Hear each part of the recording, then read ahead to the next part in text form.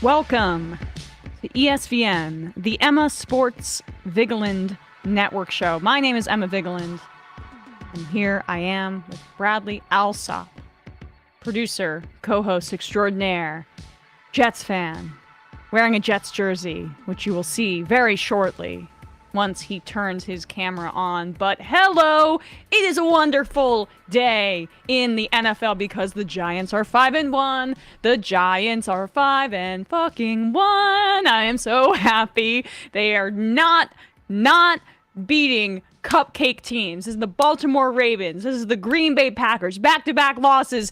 In London, it doesn't matter, you can't beat a New York team. In Green Bay, it doesn't matter, you can't beat a New York team. What is up, Bradley? Woo!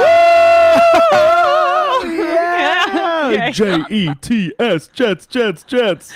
All right, shall we? Because this is cause for celebration. Wait, all right. 3, 2, 1. All right, thank you very much, Kowalski. Look at that. I cannot believe the Jets are this good. When I saw this is only like 1/15 of the 1/15th of the beers I consumed at the Jets game I was at, but right. It's good to feel back where I belong. Yes, at home with a beer in a jersey. I'm wearing Odell Beckham Jr. Perhaps he will come up later in this conversation when I talk about what the Bills should be doing to put them over the edge. The Bills, the team that actually plays in New York. Spare me with that kind of stuff. We know, but yeah, they're leading the division, the AFC East. But in second are the 4-2 New York Jets. I mean, look, they have the talent, and now they're really realizing it. It's pretty exciting. At RVBDRM added us on Twitter saying, on MR today, you stated both NY teams won. This is factually incorrect. Did Ontario finally annex the Buffalo Bills?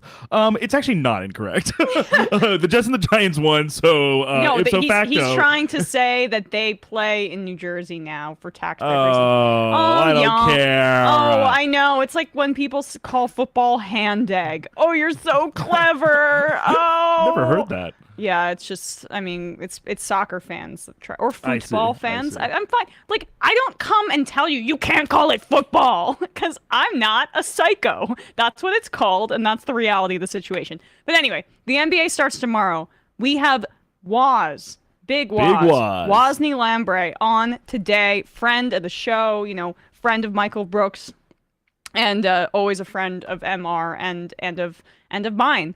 For that very reason, he's going to be on Of the Ringer to talk about the NBA. Hey, we got the Yankees game tonight. Very, very interesting time for New York sports. I'm officially rooting for the Padres, by the way. Well, I mean, and honestly, the Padres taking 3 games in a row from the Dodgers makes me feel much less bad about the Mets losing to them. Honestly, yeah, I actually feel way better about the Mets that's the not thing. winning that series. Is that they took it to historically one of the best regular season teams with one of the most expensive rosters. And don't get me wrong, I mean, They spent big on Manny Machado. They spent big on Juan Soto in the trade to get him from Washington this season. They spent big to get Josh Hader, Brandon Drury, other guys at the deadline. They were not playing that well in late August. They were actually grappling for that last wild card spot. So really impressed with them turning it on and guys like Trent Grisham and Jake Cronenworth, kind of like unheralded role players. Yeah. This is what the MLB postseason is for, to make heroes of those guys. So I'm very happy for them and very excited that they brought a NLCS, bout back to San Diego for the first time in like almost 25 years. Right. So, and then we'll have the final of our Final Four tonight, whether it is the Guardians or the Yankees. Facing Similar off thing against the there. Astros. Similar thing there. Honestly, very young team with Cleveland, and like they really have been like sticking it to the Yankees. And also, I mean, this just must be so infuriating for Yankee fans. Our intern extraordinaire Isaac is a Yankee fan. He was at one of the games, but Aaron Judge just always kind of clams up a little bit in the postseason. I know, but I was seeing him at bat. Like I was flipping in between that and the Sunday Night Football game last night, and it's like That dude could have played tight end in the Absolutely. NFL. He could have played anything. That dude could have played a power forward in the NBA. He could have been a stretch four. Like, whoa, he is so unbelievably physically imposing, and it's just like, that's kind of how it works in sports. he is, and I mean, there's a reason why that guy of all has been able to break, Roger Maris's single season AL record, like, and nobody else has in 60 years. He is gonna get paid. Wherever he goes, by even if Steve he resigns. Cohen. Yeah, let's hope so, right? Fingers crossed. Aaron Judge will remain in New York. Yes, in more ways than one. Well, in one way, actually. Yeah. So before we get to the NFL Week 6 recaps, but I do want to point out some housekeeping stuff. House cleaning, housekeeping, whatever the case is. Next week, not this week, but the week after, we're beginning our migration to youtube.com/ESVN show for these live streams. Put on push notifications for these streams. That's when OT is going to be going over there next Thursday. And eventually this flagship show will be over there. But just was chatting about it with Sam. He's kind of enjoying the way things have been playing out, but we're trying to make sure that it's gradual so people know where to find us. youtube.com/ESVN show. Next week, OT will be over there officially going forward. Now, the G-Men, the New York fucking football Giants. I'm just like, this team is... Brian Daboll's got to be the favorite for the coach of the year, I would say. Oh, yeah, absolutely. I mean, I would say probably him or Nick Sirianni with the Eagles, just because they're still undefeated. But Sirianni's been there already. Sirianni, he's already been a coach. So as in he's already been the Eagles coach, whereas Daboll is a freshman head coach with a team that was definitely not projected to do as well as the Eagles were. So I feel like Daboll might have it because I feel like they like to reward. I feel like the people who vote on Coach of the Year and awards like that like to reward freshman coaches who kind of turn around a program that was not looking as did not have as high expectations going into the season, as opposed to a team kind of making like a Stefanski leap. in 2020. Exactly. Right. And so I could see that happening, even though look, it's been a bit of a kiss of death. It's true. I know. know. Matt Nagy got it in 2018, which is hilarious. Shocking. That team was just talented. That was the thing, but. The Giants are just incredibly well coached, and they look. The Ravens miss Wink Martindale. Turns out he has changed the way that this defense looks. They have these just incredible looks. I saw there was this alignment where the Giants, three defensive linemen, or it wasn't linemen, but they were pass rushers, were lined up almost just behind each other as if they were in a conga line to make some to have this. The smoke and mirrors about who was going to be rushing the passer. Excuse me. And that's huge. The misdirection and the lack of predictability in who's rushing and who's dropping into coverage is literally the pure name of the game in football now. Yeah, and that's what Wink Martindale is so good at, and he's gotten the most out of guys like Dexter Lawrence, who's on his fifth-year option, right? ESPN had some statistic about pass rush win rate with defensive tackles. Dexter Lawrence is in the top 10 of that right now. And he's only been getting better. He was kind of, obviously first-round pick. Sexy Dexy. Yeah. He was first-round pick, right? Yes, he was the first-round freaking pick that Gettleman got from the Odell Beckham Jr. trade. So that shout out to Odell forever, my favorite Giant. But that's part of why I think he was kind of not that well liked by the fan base. Right. Also because it's a first-round pick on a position that is considered to be one of the least valuable in terms of draft capital. You can get big guys, defensive tackles later in the round, but he's playing more as a true nose, and it's working out. And he's been playing really well, and I think honestly just improving every year. And so it's really nice to see him continue to get better and to continue to grow on this team. Yeah.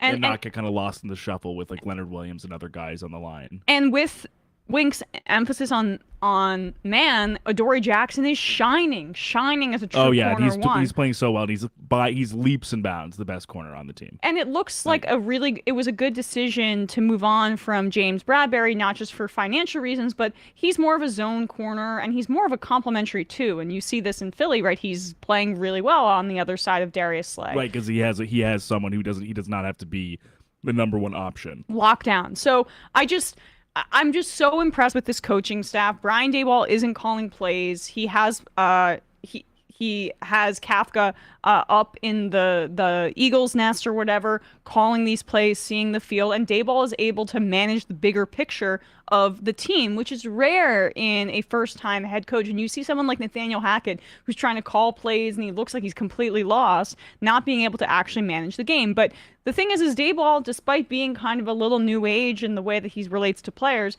comes from Alabama, comes from the Bill Belichick coaching tree. He has old school roots, and it's showing in the way that they never give up. They're fundamentally sound. They're coached out of their mind, and he just understands how to manage both sides of the game. They play complementary football. What the offense does informs what the defense does. What the defense does informs what the offense does. And it's so refreshing to see that happen, as opposed to like the past few years, specifically with Joe Judge. Let's play scared. And I know that they work together, but the defense and the offense worked to be scared shitless constantly. Yeah, and but always playing from a position of fear. Of scare, and also that's what happens.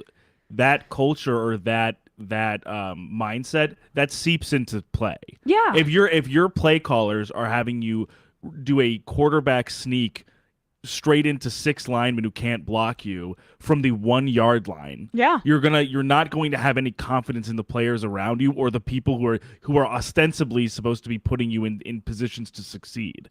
And that was what happened with Joe Judge. That's what happened with Ben McAdoo. This team has not felt this vital in a long time. Right. It has not felt like they could hang in close games, and even they're eschewing the moral victories that would usually be characterized by an overperforming team, because they're actually winning the games. Yeah, they're actually winning the close games. And that they're not just getting matters. close and skating by or losing by 1 point. They're not having Dan Campbell games, no shots at the Lions. I'm just saying, like, they're hanging in games and then also winning them. And the thing is, it's like, look, we're out on.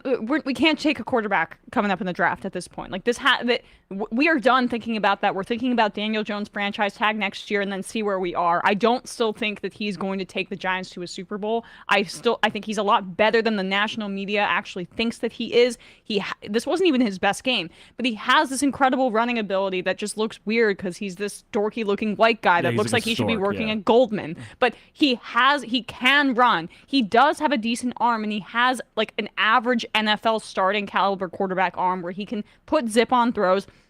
And what's different from other quarterbacks who have arm talent and might have stronger arms, like someone like PJ Walker, who didn't complete a pass despite throwing it really hard for the Carolina Panthers in this last game. Or he didn't complete a pass past 1 yard down the field is what I meant to say, which is unbelievable when you see his chart. But DJ has great catchable balls. It's a damn spiral every time it comes out of his arm, and you can't say that for other players. And I'm like burying the lead here. Saquon Barkley, comeback player of the year. Give it to him now. I understand that Geno Smith is having a very good year, but you can't really come back from being a backup and like not being. Yeah, not he playing, came right? back from like a real, potentially career-altering injury, and is still looking like really, really strong and really effective. And so I just, like, I can't even tell you how refreshing it is for this team, which changed my life and made me a sports fan, the New York Giants, to see them be fun. Because even in those 2 Super Bowl runs, one of which I witnessed in person when they won the Super Bowl the second time against the Patriots in Indianapolis, I was there.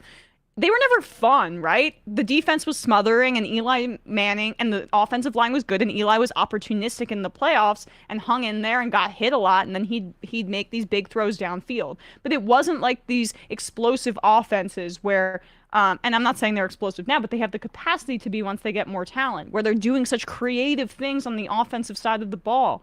That's what's so exciting about this team. And they beat the Packers, they beat the Ravens. This is not them beating up on cupcake teams anymore, the Titans or the Bears, the Titans are probably going to win that division. So they're not even cupcakes. They're actually gutting out wins. And do you have those charts that I sent you from coming down from down in the fourth quarter a bunch of different times? There was a statistic that CBS tweeted out saying the Giants are the first team this century to overcome double-digit second half deficits in 3 of their first 6 games.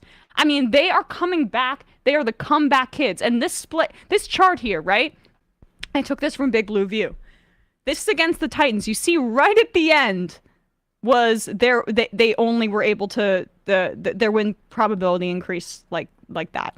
Same here with the Packers, right? It was only much later into the game where the win probability flipped to their side, and that the Lamar Jackson interception at the end of the game was where you see it flipping over there. So they are defying statistics in these wins. And look, last thing I'll say, because I want to get to more games before we get to Woz, is that we should probably cool a little bit on Lamar Jackson MVP. He's my favorite player outside of any player playing right now on the New York Giants. I love him to death, but the fact that the Ravens are 3-3 with 3 losses, being double-digit leads being blown in the fourth quarter, that's on Harbaugh too. And I love John Harbaugh, and it's mostly on the defense. But Lamar did not make good decisions at the end of the game.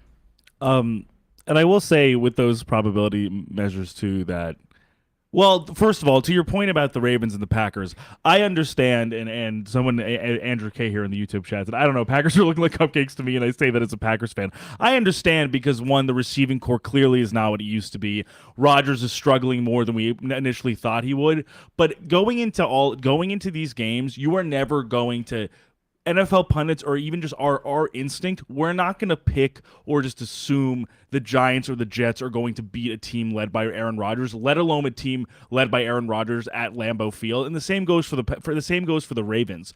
We're not going to assume usually that Lamar Jackson's going to lose this game. Right. So I think it's still a testament to them that despite these teams not looking like their apex, both of the Packers and the Ravens at this point in the season, these are still teams that, in terms of a talent deficit, the talent deficit is much more on the side of the Giants and the Jets than it is on the Packers and the Ravens, at least in my opinion, and especially on the defensive side for the Packers. Yeah. Because the Packers spent a lot of money in free agency on their defense, and we're really looking to not only retool it, but have it be one of the better units in the league. And they were really looking like it in the first 2 or 3 weeks, but it just kind of now seems more like they are good players, but the unit itself is not playing that well. And it's kind of the same thing with the Ravens. They have a lot of injuries, I would say, on defense, but they are just not.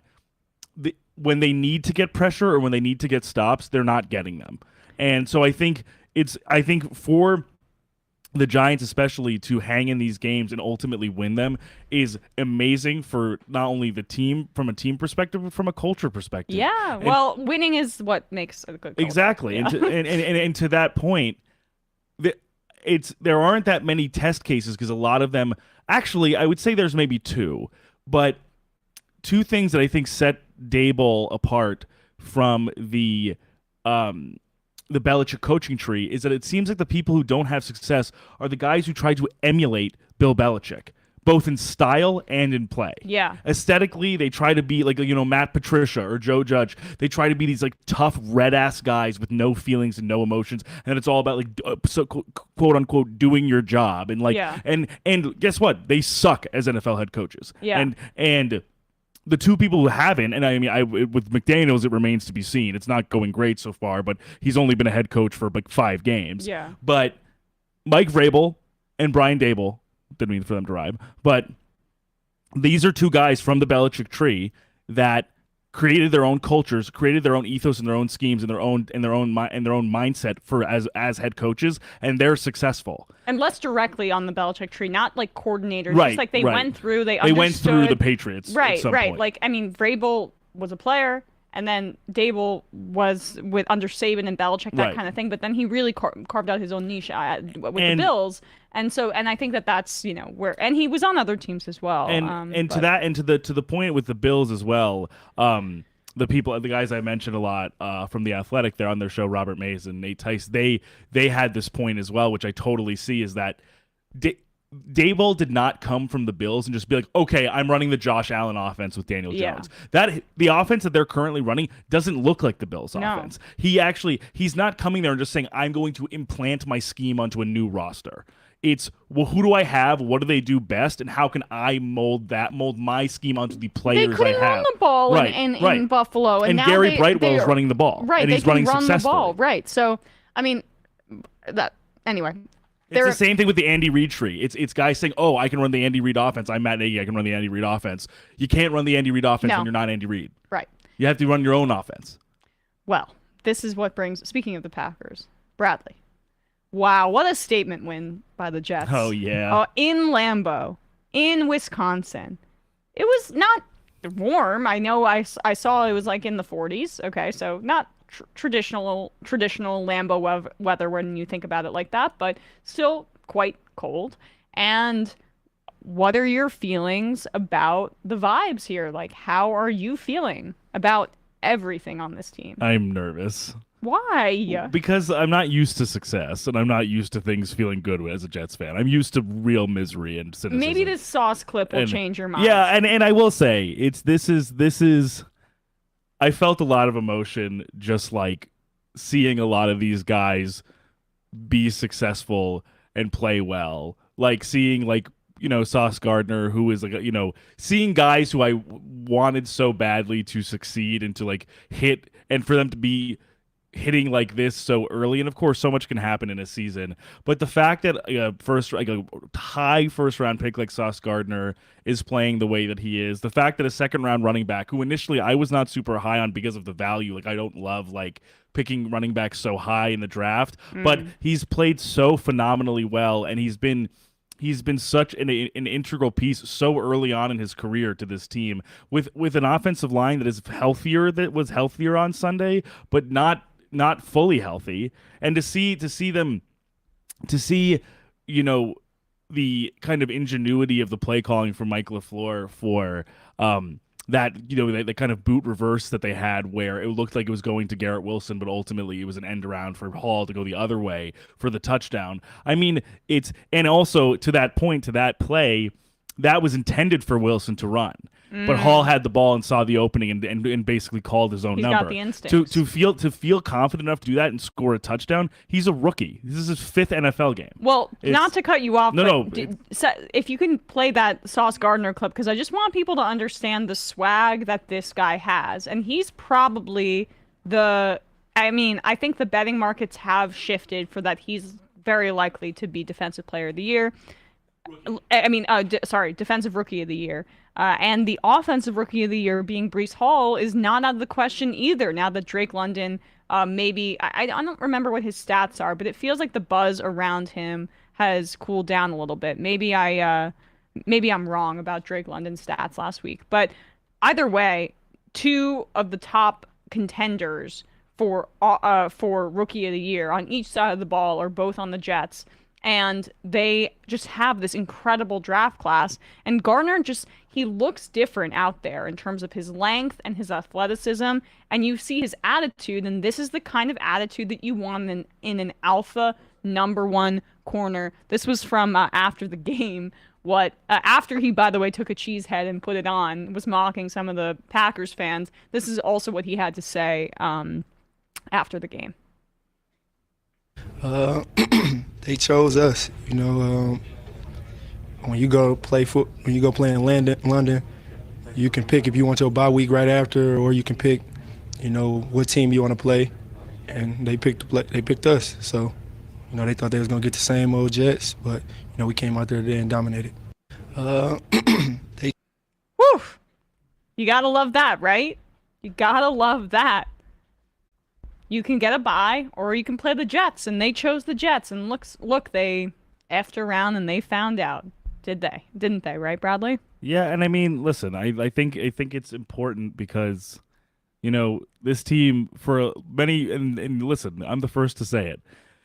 This team has deserved a lot of the scorn and derision they've received because they've been poorly managed, poorly coached, and they've had poor players for a long time. If they don't win another game this season, I will be happy with how this team even played, honestly, because they have shown a level of confidence and a level of heart and a level of, determination despite the sum of their parts, and despite having Joe Flacco play a few games, despite Zach Wilson still not, reaching his ceiling. And who's to say if he may ever reach his ceiling? I think the jury is still out on that. I thought he played decently well, but I think obviously there are still concerns still remain that they're really like a second half of the third and fourth quarter team in terms of when they really turn it on to score. They've still had trouble getting it. You're so negative. They're young.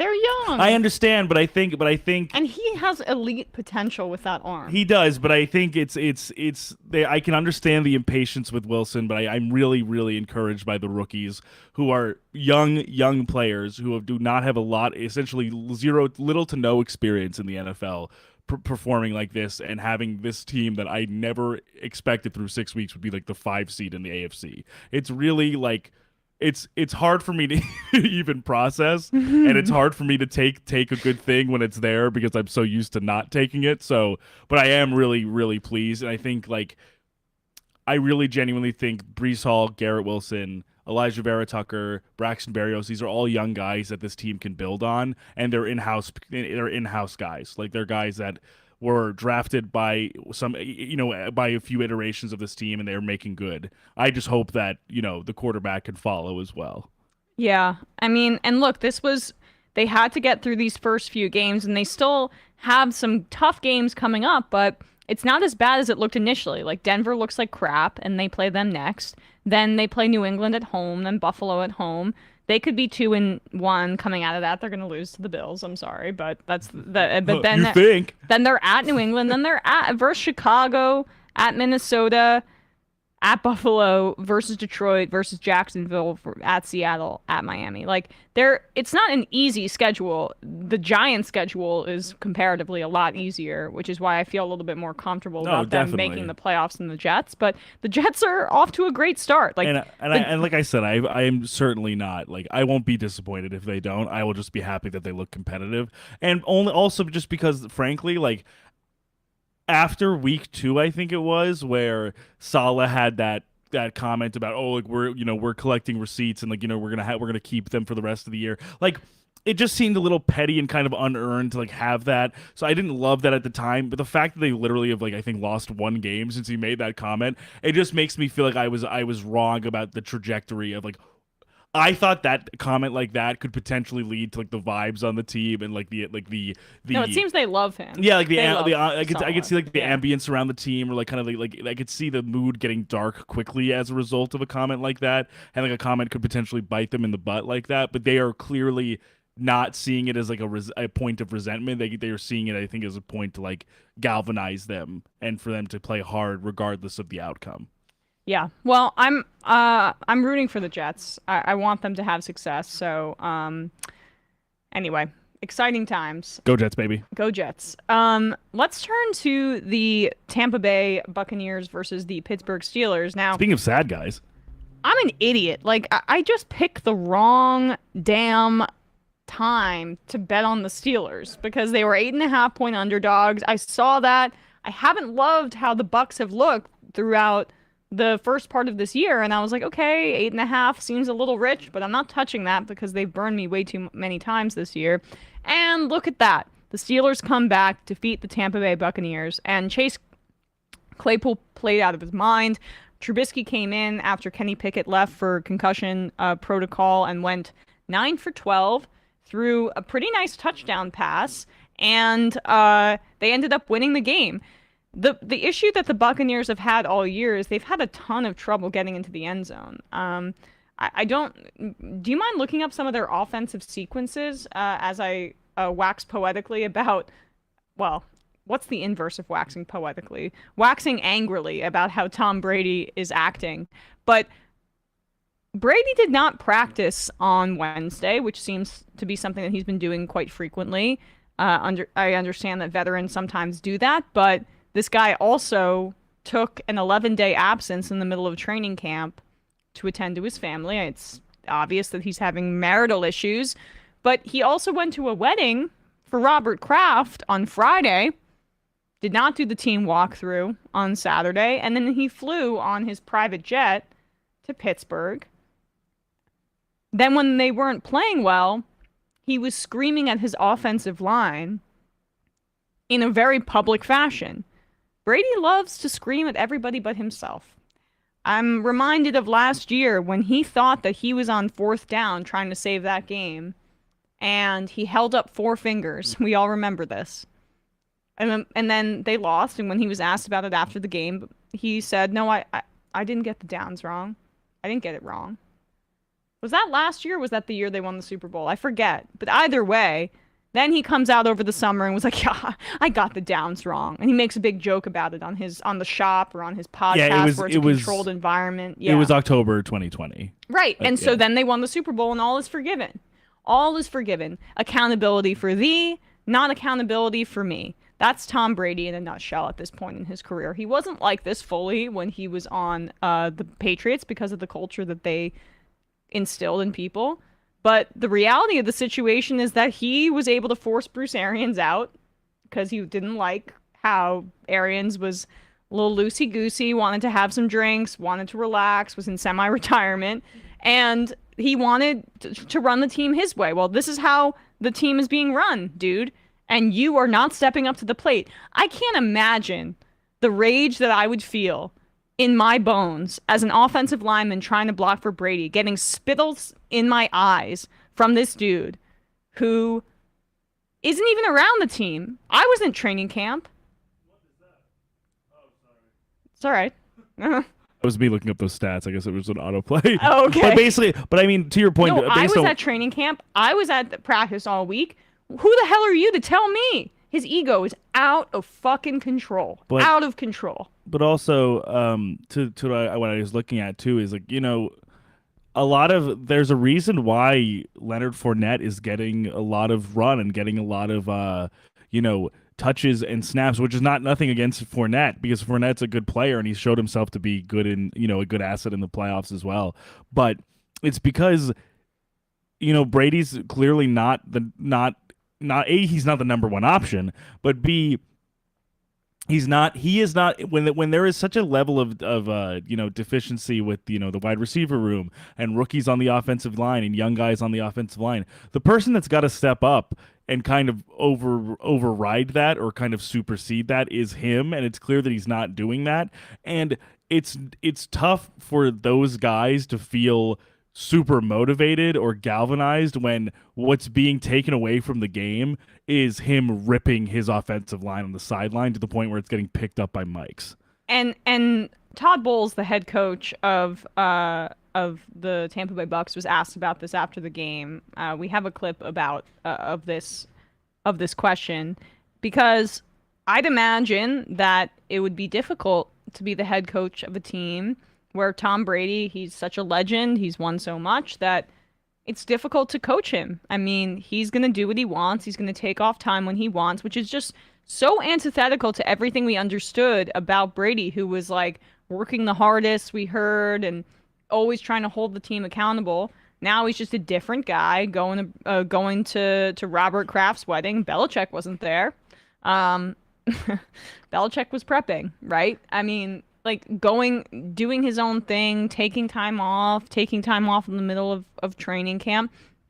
It just, I would guess that that's quite difficult because you have to sell this to your team. And then that's the same guy who's screaming in your face and criticizing you, offensive lineman, who's been working your ass off all week, who hasn't taken a day off in I don't know how long. If you are taking a day off, it's after the game because you're trying to rest and recuperate your body. And so I would be immensely pissed if he did not have the immense cachet that he does, Tom Brady. This would be a massive problem. And I think he's teetering on the edge of burning through that goodwill. Todd Bowles was asked about this after the game, if Brady gets special treatment. He works as hard as anybody. Special treatment. There's been a few guys that missed some meetings and some practices for some special thing that just doesn't get publicized because they're not him. So it kind of comes with the territory. You don't worry about it too much. Is he as locked in as he's been in the past with you? Yes. I don't know about that. It's just obvious that he's not locked in. He's got a lot on his mind, but this is why you shouldn't have come back. You were not fully invested in actually being the leader of this team. And leading is not screaming at your offensive linemen when they do things wrong and you get sacked because you couldn't reach the receivers. I mean, it's not just on the offensive line that you guys can't get in the end zone and you're constantly kicking field goals and Ryan Suckup's having to bail you out.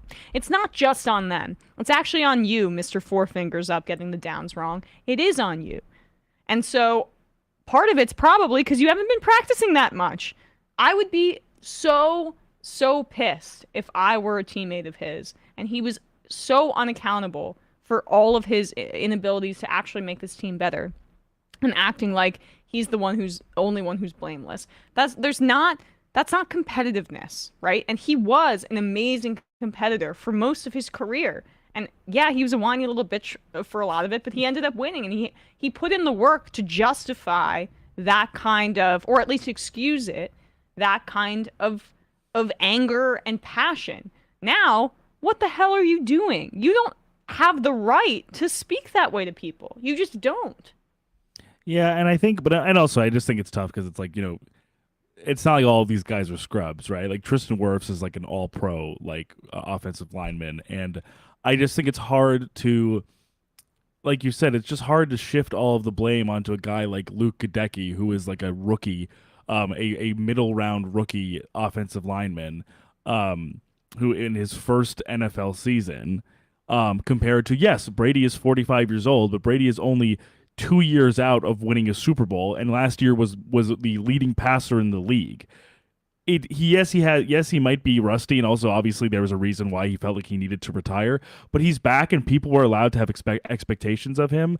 And even with his receiver room and the offensive line not being fully healthy, good teams get through and kind of and thrive, or at least survive in spite of injuries. It's, unless this turns around and they stop losing kind of close games or low scoring affairs like this, it's kind of hard to blame anybody but the guy behind center, who for the strong majority of his career liked being the center of attention and also wanted all of the responsibility for winning to be on him. This is your brand, so deal with the criticism. And the thing about it is like, I actually really respect the Patriots organization.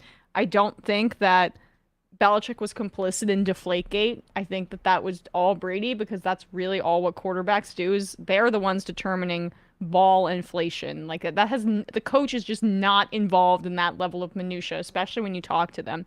So I respect what they've done, and so I'm not even a hater. I'm just calling it like it is. This guy's an unaccountable baby. And yeah, sure, he's won a lot of rings. Doesn't mean you're above reproach. So, all right, let's talk a bit about the game of the weekend.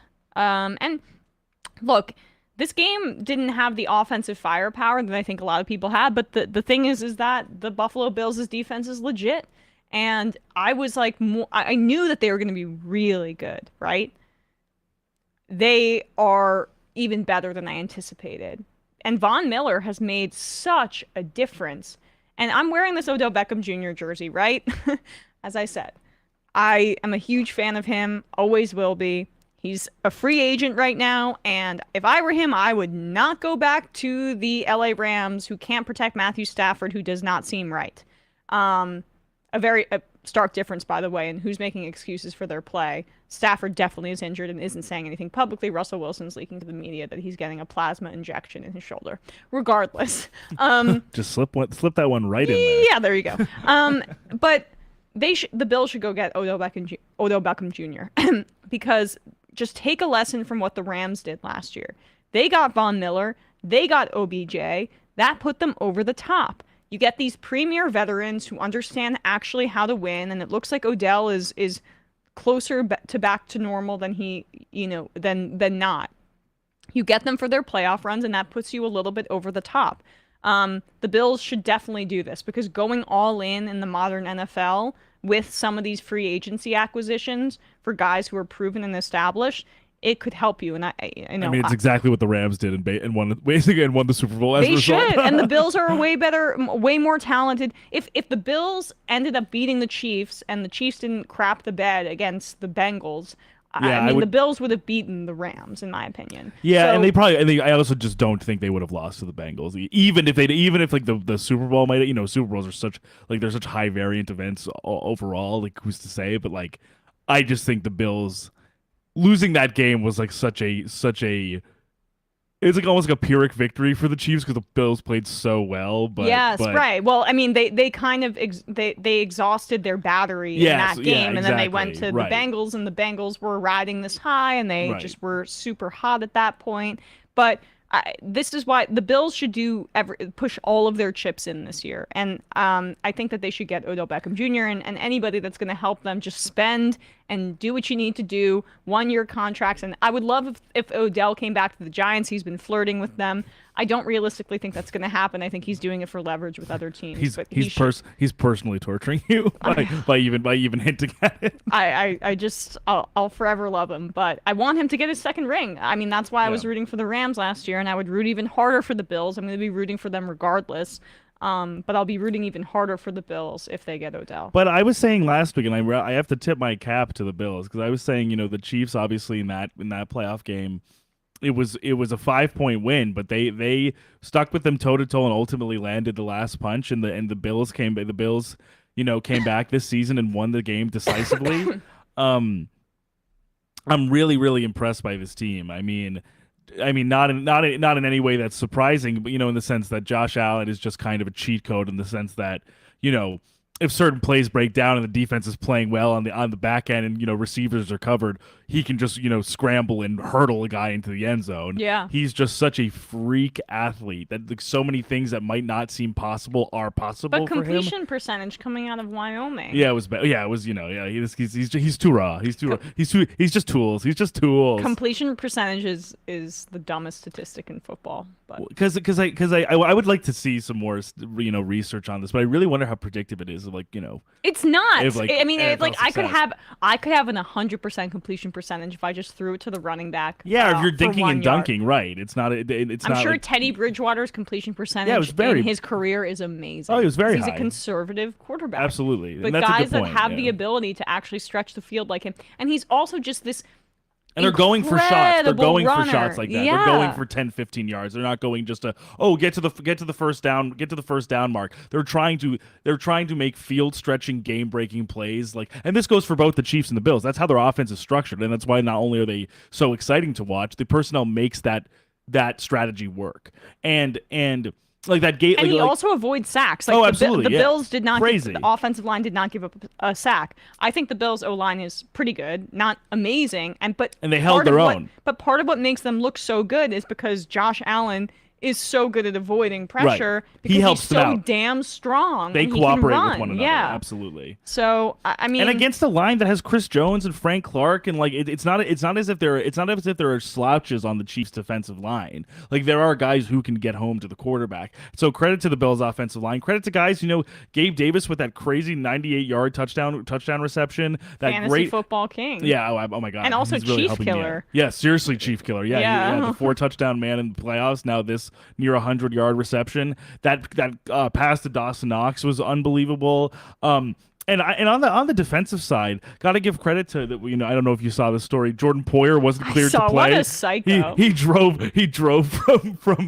Buffalo to. Wait, did he drive from Buffalo to Kansas City? He drove 15 hours, is what I saw. Yeah. Man, that body must have been tight getting out of that car. Oh my God! Can you imagine the cramps? But the end zone pick. In the end zone pick from Mahomes was from Kyer Elam, the rookie cornerback that the Bills drafted. And he is looking like essentially a cherry on top for one of the best teams in the league. He is a fantastic looking corner for a rookie. He's not that big, but their defensive coaching is so good. Elam's not that big, but he's wiry, he's fierce, he's nasty, and he's always going for the ball and without compromising his coverage. He's a really, really great player so far, very early on in his career. I think he's one to watch, especially going into the playoffs. I could see him bringing that intensity in a real way once they're actually in the postseason. And speaking of the postseason, if we don't get a rematch of this, I'm going to be very sad. Oh, I really, and it's actually kind of a crime that they're in the same conference. It really is, right? We don't get the Super Bowl every year, right? Let them fight. I understand the Eagles are very good. We'll talk about them in a second, but to me, it's just both of these teams would defeat the Eagles. Although I say that, and maybe the Chiefs just aren't adjusting to not having Tyreek Hill in the way that I thought they would. Yeah. So they might have to kind of tweak some things, but But I think But those are by far the top 3 teams in the league. And then there's agreed. a huge drop off after that, in my opinion. But it doesn't seem as if the Chiefs prioritizing the Mahomes-Kelsey relationship is a bad thing, in the sense that clearly last week, Kelsey went for 4 touchdowns on his own. Obviously, this is a better defense, of course. Yeah. Than the Raiders, but the fact that I think that connection remains really strong, and Kelsey, despite being a little bit older, is not really lost a step. He still looks. He doesn't miss games. He doesn't miss games. He's so reliable in terms of anything you really want from him, and he's basically an X receiver in a tight end's body. So it's just obviously amazing to have a cheat code like that at tight end. But like you said, it's a different story when Tyreek Hill is replaced with a rookie in Sky Moore, Juju Smith-Schuster, and Marcus Valdes-Scantling. Like these are all like guys who I think in their own respect have strengths, but they're not. I would not even say all 3 of them combined are as explosive or as game breaking as Tyreek is. Right. Like Tyreek is someone who combined with Kelsey gave you a mismatch nightmare in different ways. Mm-hmm. Like over the middle, Kelsey was basically unkillable. Total Impossible to linebacker bring mismatch, down. Right. and then Tyreek's a total corner and safety. Exactly. mismatch. If you give him space, he's going to eat it up and then burn you when he gets to you. So I see what you mean, but I think also the Bills are just truly like they seem above the the best rest. team in football. They seem above the rest also in how they're winning these games too. It's not as if this wasn't just a complete shootout. This wasn't even that high of a scoring game. I could have seen it be 42-37 and it was 24-20. Yeah, I think, which Romo called actually. Yeah, which, of course he did. Same score of the Giants game actually too, 24-20. But anyway, that super fun, and that game will matter for home field. Oh, so, yeah, totally. That'll be very interesting. And great to see this because per what we were kind of alluding to a little bit last week and what we've been talking about is just like the parity we're kind of seeing in the league in the sense of there's a big middle class and then only a few teams really at the top. Like in this season, like last year, the Jets at 4-2 would not have been the 5 seed in the AFC. Right. But this year, it's truly like we were saying, it's seemingly Chiefs, Bills, Eagles, and then a huge drop-off. So to see them play a really hyper-competitive game, it's nice to see that the guys who are at the top are playing really hard and playing really competitively even early in the season. And those other teams will catch up and emerge, but as of now, I feel like that's quite clear. And yeah, right. And speaking of one of those top 3 teams, the Eagles are undefeated. Yeah, that was crazy. Are undefeated still. I'll start off quickly just mentioning this. The Cowboys' offensive line is I feel like people are starting to catch on that they're not as good anymore. But the left side in particular with Smith and then the guard that they have, Connor McGovern, I think, they're not holding their own at all. And I think it was shocking because I had a parlay which hinged on, and which I hit all of them except for 2 sacks against Cooper Rush, because I don't think that they got any sacks on him, which was shocking to me. But they were getting pressure all night regardless. But to his credit, I sympathize and think that Tyler Smith is doing okay given the fact that he was not expected at the beginning of the season to start at left tackle. No. They were going to ease him in so much more with Yes. Tyron Smith healthy. So for him to have to assume this role, he was a raw prospect or a raw prospect coming out of Tulsa. So I feel for him, but I do see what you mean. Like he's being asked to shoulder a lot for a rookie. Yeah, and look, and McGovern's never been that great to begin with. McGovern, he's an okay guard. He's never been. Yeah. And part of what bothers me is that this is just, and it shouldn't bother me because I hate the Cowboys, but they don't allocate their draft resources right in the way that the offensive line was the heartbeat of the way this team was constructed, and then you get Jerry Jones falling in love with CeeDee Lamb, taking him in the first round, which he's a very good player. You can get really, really great receivers in the second and third round at this point in the NFL. So unless you're going for Jamar Chase, I don't really see that as a great allocation of resources. But you're totally right in the sense of gone are the days where it was, just Tyron Smith. It was Tyron Smith, Zach Martin, Travis Frederick, Right. like all of these guys on the line who were playing at such a high level all together. And that, like you said, that's what gave them the juice and gave them the heartbeat for what, Zeke could do, or for what, Dak was able to do when Dak was healthy.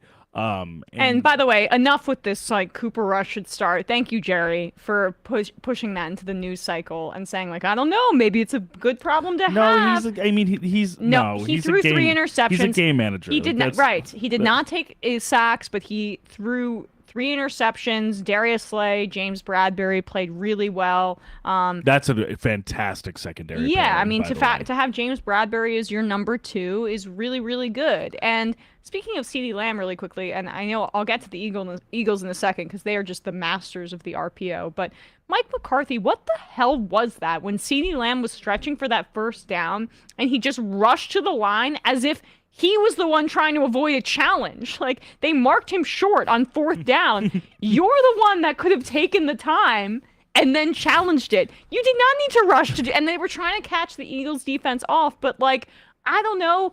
From my view, it was obvious that he crossed the plane. Oh, yeah. Everyone was saying agree. he did cross the plane, so just take a second, you dumbass, and challenge it. And so it was just He's like, what do I do with my hands? It was exactly peak Mike McCarthy, and one of the members of the Emma Hate Club is Mike McCarthy. Yeah, the nemesis list. Right. Mike McCarthy. I was just like, we've that's gone to all why. 3 today, actually. That's why, you dumbass. That's why. We've gone to Brady Russ and Mike McCarthy in one way or the other today. I find my way back, and then Odell Love is just central to everything I do. On the lovers and list. if he goes to the Cowboys, I'm gonna That he's on the legit nemesis cry list. tears on this program. But I mean, look, the Eagles are they're so stacked, and the fact they kept showing Jordan Davis in the middle of that defensive line, you're like, oh my god, they can play Fletcher Cox and Jordan Davis, and they can rotate them in, and they can play different things and at this point, the fact that they have those guys, it's just a killer. At the same time. And then when Fletcher Cox retires, you have this one. He's a top 3 player in the draft, but he just fell because he's a defensive tackle. It's pretty amazing though to Top see. 5. It's pretty amazing though to see that spectrum, right? That continuum also. Fletcher Cox, an older guy who in his prime and still to this day is an effective run stopper and pass rusher. That's also on the same team in the same line as one of the most like elite run blockers coming out of school in Jordan Davis. Yeah. I mean, watching him at Clemson, not Clemson, watching him at Georgia it doesn't even feel like the talent level or like the difficulty of competition has really elevated that much for Jordan Davis. He is still just essentially plugging any gap and stifling any running back that comes his way, to say nothing of the fact that he is, for how enormous of a person he is so light on his feet. And then to have that guy combined with Cox, Hassan Reddick, who is in his own right an unbelievable athlete, and essentially speaking of cherries on top, he's essentially an accessory on this line, and which is didn't they unbelievable. lose that Derek Barnett for the season? Yes, and so and Barnett's and Barnett seemingly is not going to play again, and they still have 3 either past, present, and future stars. Yeah, and then on the other end, even with the line being not fully healthy because Jordan Mailata is kind of banged up. And Kelsey and Jason Kelsey was still a little bit banged up Lane too. Johnson got banged up in this game. They still were able to keep Hurts upright, to keep getting through his reads, and letting AJ Brown and Devontae Smith, their uber talented receiving pair, do what they do best, which is eat yards after the catch and stifle corners by either how fast or strong or crafty they are. Because AJ Brown is low to the ground, but he's not just a slot guy. He's not. He is so much more than that. And Smith, same thing with Smith. Smith is a skinny frame, but he plays tough. Top 3 duo in the NFL. And I think we're really seeing it now. That like these guys, you can go to them. Maybe I would take them over Tyreek Hill and Jalen Waddle. Maybe. Yeah, it's hard to say, but I agree because I just think they give you different layers, and on successive possessions, they can be who you run the possession through. Yeah. It doesn't have to be, we only need to rely on AJ Brown if Devontae's not open or whatever. It's we can just scheme up something for him and for AJ, and then for Devontae, and then for AJ, and then whoever's in the end zone and open will get it to them and they'll catch it. Yeah. It is such a rich man's problem to have to be like, oh, is Devontae not going to get snaps? He's not going to get touches at the behest of AJ Brown. Oh, what a I tragedy, know, right? A fate worse than death. Bradley, who has two of them both on his fantasy I do. team. I Oh just my have God. Devontae. But the idea, like that duo in the top three is above the rest. You've got T. Higgins and Jamar Chase, who I'd still take first because I think Jamar Chase is the most talented. Yeah, and receiver in the right NFL. in terms of like actual like.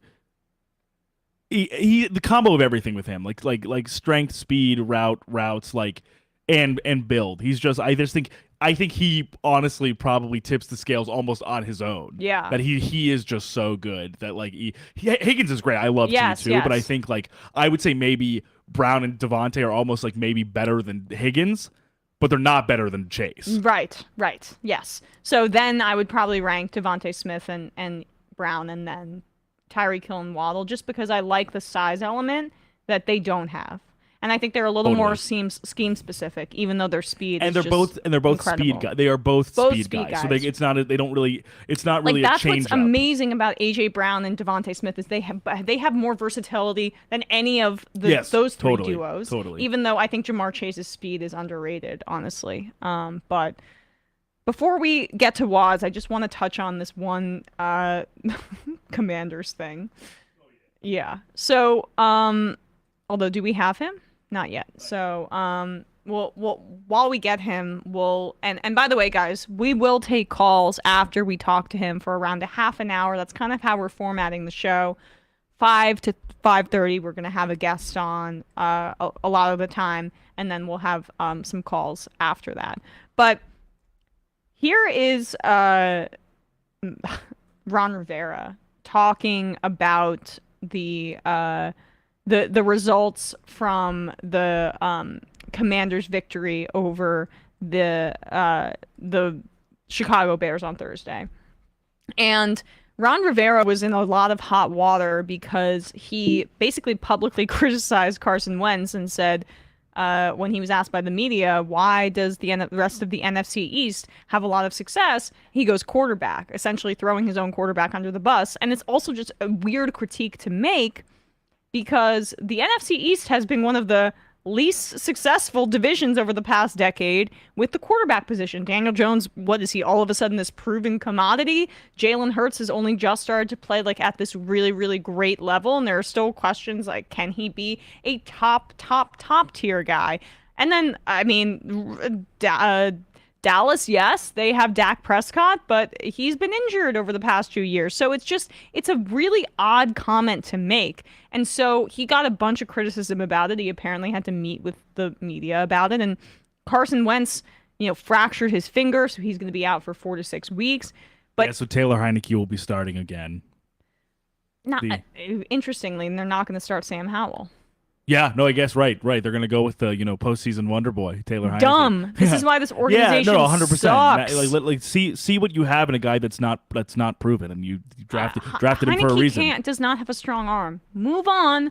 But Ron Rivera was like trying to overcompensate in this kind of public theatrical way about his comments. So at the following press conference, he did this really bad acting job trying to just stand up for his team, because in the press conference they were asking him about his comments about Carson Wentz, and they still won the game in the ugliest fashion against the Bears, and this is how he answered the question as he was leaving the podium. They've played their asses off. They played their asses off for everybody. They come out and they show up, they work hard, all right, they don't complain, okay? They hear all this stuff and they got to deal with it. I get that. I respect them for it because they're resilient. They come out. Everybody keeps wanting to say, I didn't want anything to do with Carson. Well, bullshit. I'm the fucking guy that pulled out the sheet of paper, that looked at the analytics, that watched the tape in the freaking, when we were in Indianapolis. Okay? And that's what pisses me off. Because the young man doesn't deserve to have that all the time. I'm sorry, I'm done. Okay. Storm away. Why, though, did you then publicly criticize Carson Wentz if the young man doesn't deserve the criticism?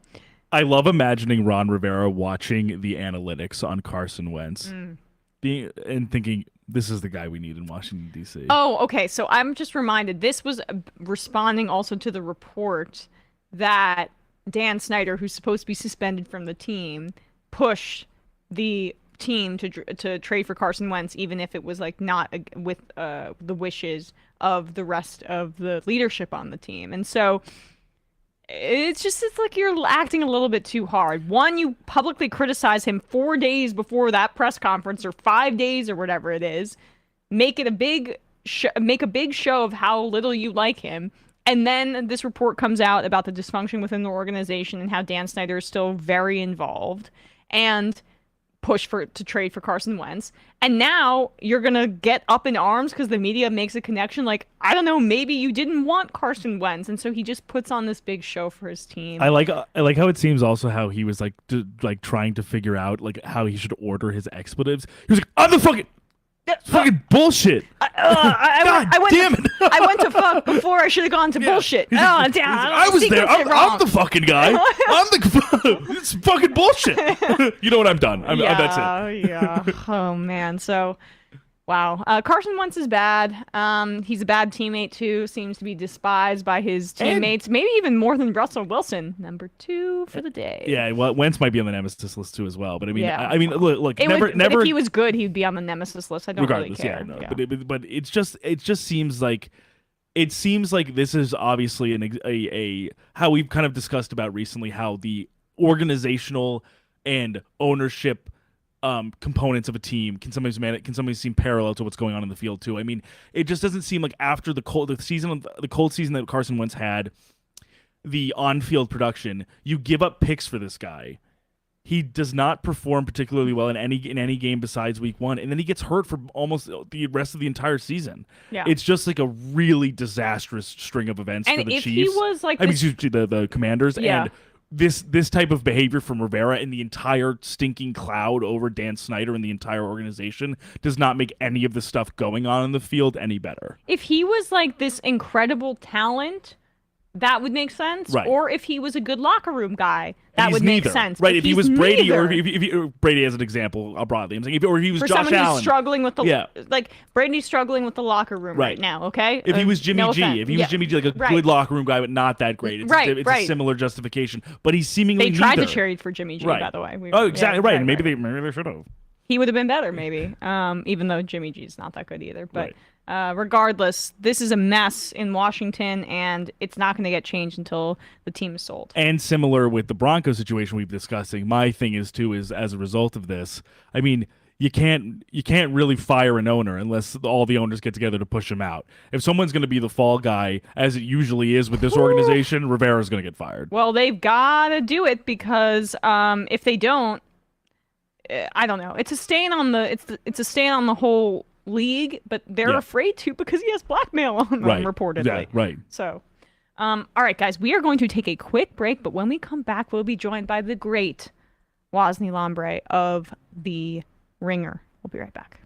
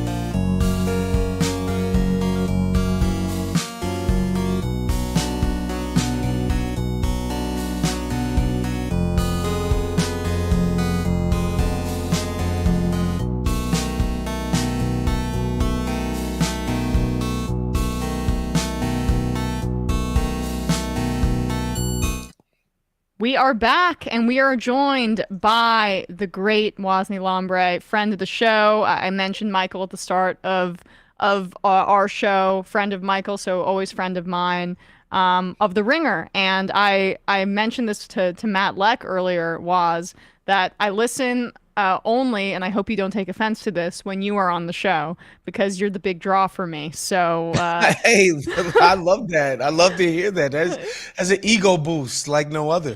yeah, Oh, I think well, I'm muted. Am I muted? no, you're good. Oh, We can okay. hear you, right? So can you hear yourself? Yeah, I can hear it. Just It just looks like that in our call. It just Yeah, looks yeah, like that's that. cool. No worries. Yeah. Yeah. So Good to now go. we can hear you. But Okay. everyone should check out the NBA podcast over at The Ringer, where you can hear Woz talk about the goings on in the NBA, because the season starts tomorrow, which is very exciting. How are you feeling heading into the season? It's good. It's one of those things where it's the first actual off season in a really long time, right? The two previous off seasons were either really condensed or really disjointed for reasons related to the pandemic. And so this is the first regular normal off season in so long. And so like it did feel like a break. And now everything's back. Everybody has put on 10 pounds of muscle. Everybody's in the best shape of their life. Every single team is going to try to play with incredible pace this year. All of those things that you hear coming out of every single training camp, every single year is happening. And yeah, it's exciting. It's hard not to believe the hype, though, right? I mean, and I'm a Knicks fan. We can talk. Let's just talk about the Knicks. Let's get that out of the way really quickly, because I mean, I have tepid optimism about this season, because I do think that Brunson looks really good. He's looked great in the preseason, and obviously it's been well documented how the Knicks have missed a true point guard for such a long period of time. But I have just my concerns about Julius Randle on the team in general. I feel like he's a complete albatross around the neck of the team, and he's not allowing for a guy like Obi Toppin to be playing starting caliber minutes and really developing in the way that he should. Because I actually believe in Toppin's upside, even if he's not where he doesn't have like the rebounding ability right now that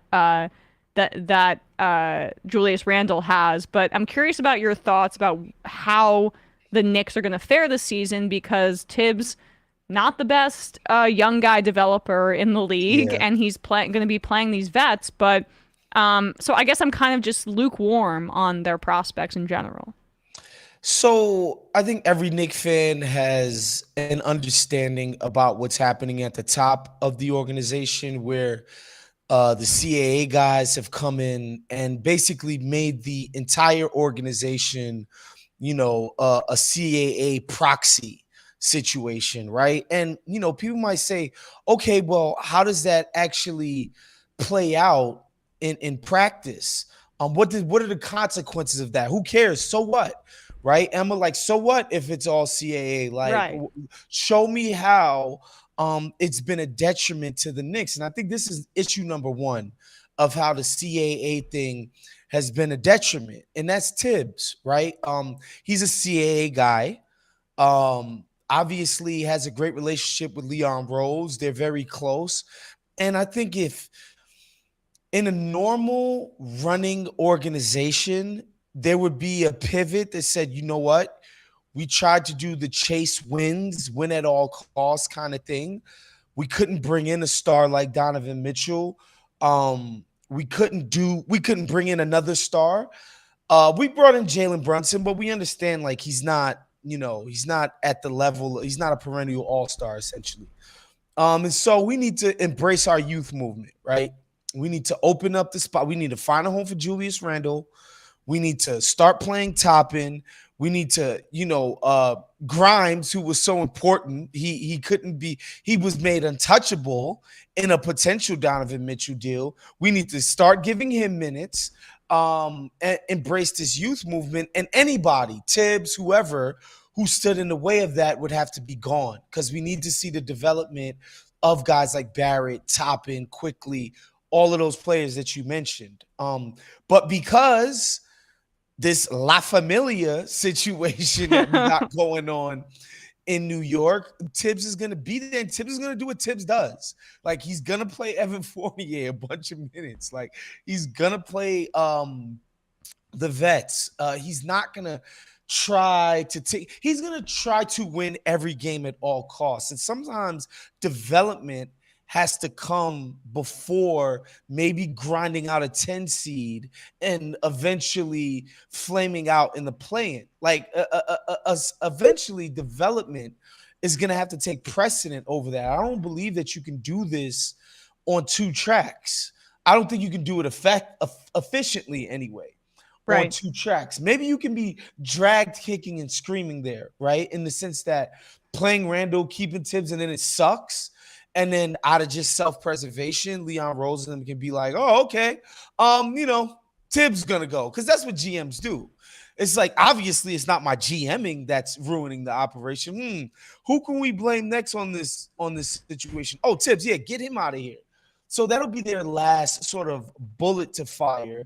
But I just think it's inefficient. Like, Tibbs and Randle are stopping this team from embracing their destiny. Yeah. I mean, and I feel like I'm still holding out hope that Randle could be some sort of trade deadline piece where maybe the Knicks are going to be able to sell higher than they thought that they could in the offseason. But I just do worry about the development, of course, of Obi Toppin.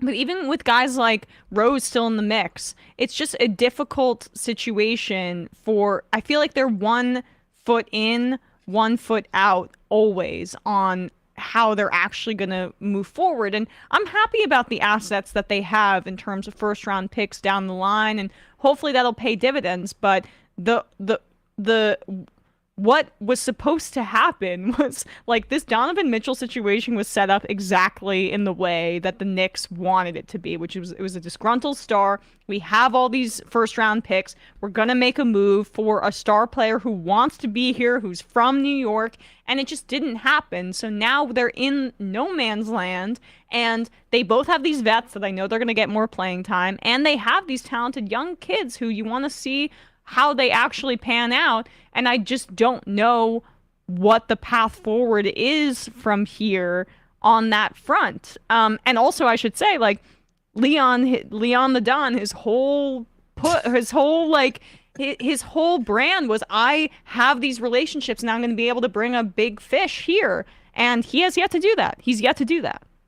Yeah, I'll say this for the Knicks and the Donovan Mitchell thing. I think they're going to end up being happy that they didn't make that deal. Yeah. Because it was just, they can't put a bunch of like 5 future first rounders in the deal that ultimately makes them a 7 seed after in perpetuity, right? They don't have the pieces. I think Cleveland, even without Donovan Mitchell, is going to fight for a playoff seed in the playoffs, 5 seeds, like out of the play-in, regardless, because of their young core. They add Mitchell to that. So it's like, yeah, if we give up a bunch of future firsts and a bunch of swaps, even the worst case scenario of this, we're never going to bottom out. It's never going to be a situation where we're sending the Knicks, multiple picks in the top 7 or something crazy. Like their young core is so much better than New York's.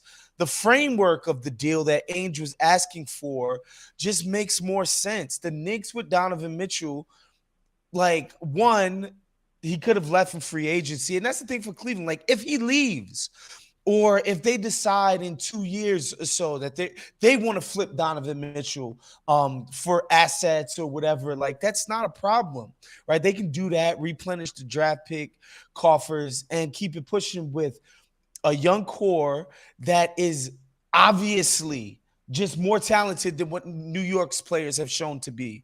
When you talk about Garland and you talk about Mobley and even Jared Allen. Yeah. Okay. And so the framework of the deal just didn't make sense for the Knicks and where they are right now. So I think they deserve credit for walking away from that kind of deal, because I think it would have really handicapped the organization. That being said, you came in here talking a big game about the might of CAA and we know stars and we have relationships and blah, Right. blah, blah, blah, blah. And the best that's done for the Knicks is Jalen Brunson. I think that's an Whose indictment dad of, is on staff. Like, that's my the thing. goodness. Right. I mean, and that's the thing too. Again, the La Familia part. Rick Brunson was Leon Rose's first client. Leon Rose was there for the birth of Jalen Brunson. Yeah. Okay, like these guys, they're not even just like close, like they are extremely close. And then, Brunson had his own issues. The people listening to this, go look that up. Had his own issues in his previous stops as an assistant. They brought him in. Gerson Rojas, another CAA guy, flamed out of Minnesota for some pretty dubious stuff. Leon Rose and them said, come on down, brother. Not only just come on down, negotiate, be the point person on the Donovan Mitchell deal. You understand? Which is that's not really what you see out there. Yeah. When it comes to management and organization structures, where a guy just comes in and he's doing the most important deal of the last 10 years for the Knicks or something crazy like that, and so or potential deal. Yeah, that's just how it's operating. I think this year they're not going to be some doormat. Like, you're going to have to play well to beat the Knicks this year. They have a decent amount of talent. I think they're going to play pretty hard and cohesively. And, I think there's to the degree that they've experienced any real success, there is a lot of continuity in New York, and I think that'll matter. So they're not going to completely stink, but I don't know how you look at this roster and think something great is going to come out of it. And to get back to Julius Randle, I think the problem with Julius Randle... I was about to bring this up. Sorry to interrupt you, but like, how is he going to be off ball with Brunson? That's okay. And take it away from Brunson. Bring it to just the idea of a trade partner. He doesn't make sense on a team that's really trying to win at his price point. Meaning, it's not that he's not a starting level power forward, but on a team that already has really good efficiency on ball, right? Like shot creation, somebody who's gonna one or two guys who consistently creates efficient shot attempts for your offense. So he's not going to be asked to do that. Essentially, he's going to ask to do the complementary stuff on offense, which is set great screens, knock down open jump shots, maybe hit the offensive boards every now and again. That, be a decent passer, connector, keep the ball moving. That's what he would be asked to do on a real team if he was traded there. I don't know if any of the stuff I just mentioned sounds like stuff that Julius Randle excels at. And right. Then, of course, defensively. It's not as if he comes in on defense and he automatically makes you like a beast on defense, right? Like, nobody's going to be like, say, an Evan Mobley, who at the 4 can switch out to wings. He can guard point guards at the end of possessions quite credibly. He's just he protects the rim. He does all of these things on defense. Like, of course, you're not that, but I'm just saying, like, a impactful defensive player would be checking off some of those boxes. Julius Randle doesn't check off any of those boxes, right? So he's like this ball dominant guy who at his best is pretty efficient at his best, and you can't really scale that to the best of teams. And so, you think about somebody like Andrew Wiggins, who I think of similarly, where it's like Golden State was like, yo, we're not crazy about the price tag, right? But it's obvious what his value would be in the best of worlds. He'd be a fourth option type of scorer. He's a wing defender. He's got the athleticism to do what he has to do on rebounds. He's shown that he can be a pretty decently efficient knockdown spot-up shooter. Like, I think Wiggins is the kind of guy that, you see Randle is in a place like we tried him as a ball-heavy guy, ball-dominant guy. Him in that position will never equate efficient enough offense to make you truly great, but complementary, maybe his skill set can still lend itself to excelling at that. And I don't think Julius Randle is that. I don't think he's going to be able to excel in a complementary position for a real team. So a rebuilding team doesn't want him. So where does he go? Sorry, I'm dying over here. I had some tickle in my throat, but I think I'm good now. I'm going to survive. It's all good. It's all good. I thought you might have had like a hot pepper or something. Might Maybe been eating some ghost peppers or something. On Randall's the side making me sick. Thinking about Randall's making me sick. All right, I think I got it all out here. But let's turn. You're spot on about the Knicks. I am curious though. The Knicks are going to be, I think, in competition for a play-in, but there are a lot of teams that are going to be in competition for Victor Wembanyama's services. Now, is he actually as legit as he's being hyped up to be? Because he does look like a freak. All of his statistical, like, I guess, measurables are out of this world. And the hype that he's getting is absolutely absurd. And I would guess, like, if I were to bet now, it's like the Rockets or the Spurs or somebody like that. Maybe they'll be in competition. But who do you think are going to be the worst, maybe 5 teams in the league this year who might be in the lottery and potentially Wembanyama's next? How do I say it? It's tough. I think it's Wembanyama. Wembanyama's next team next year.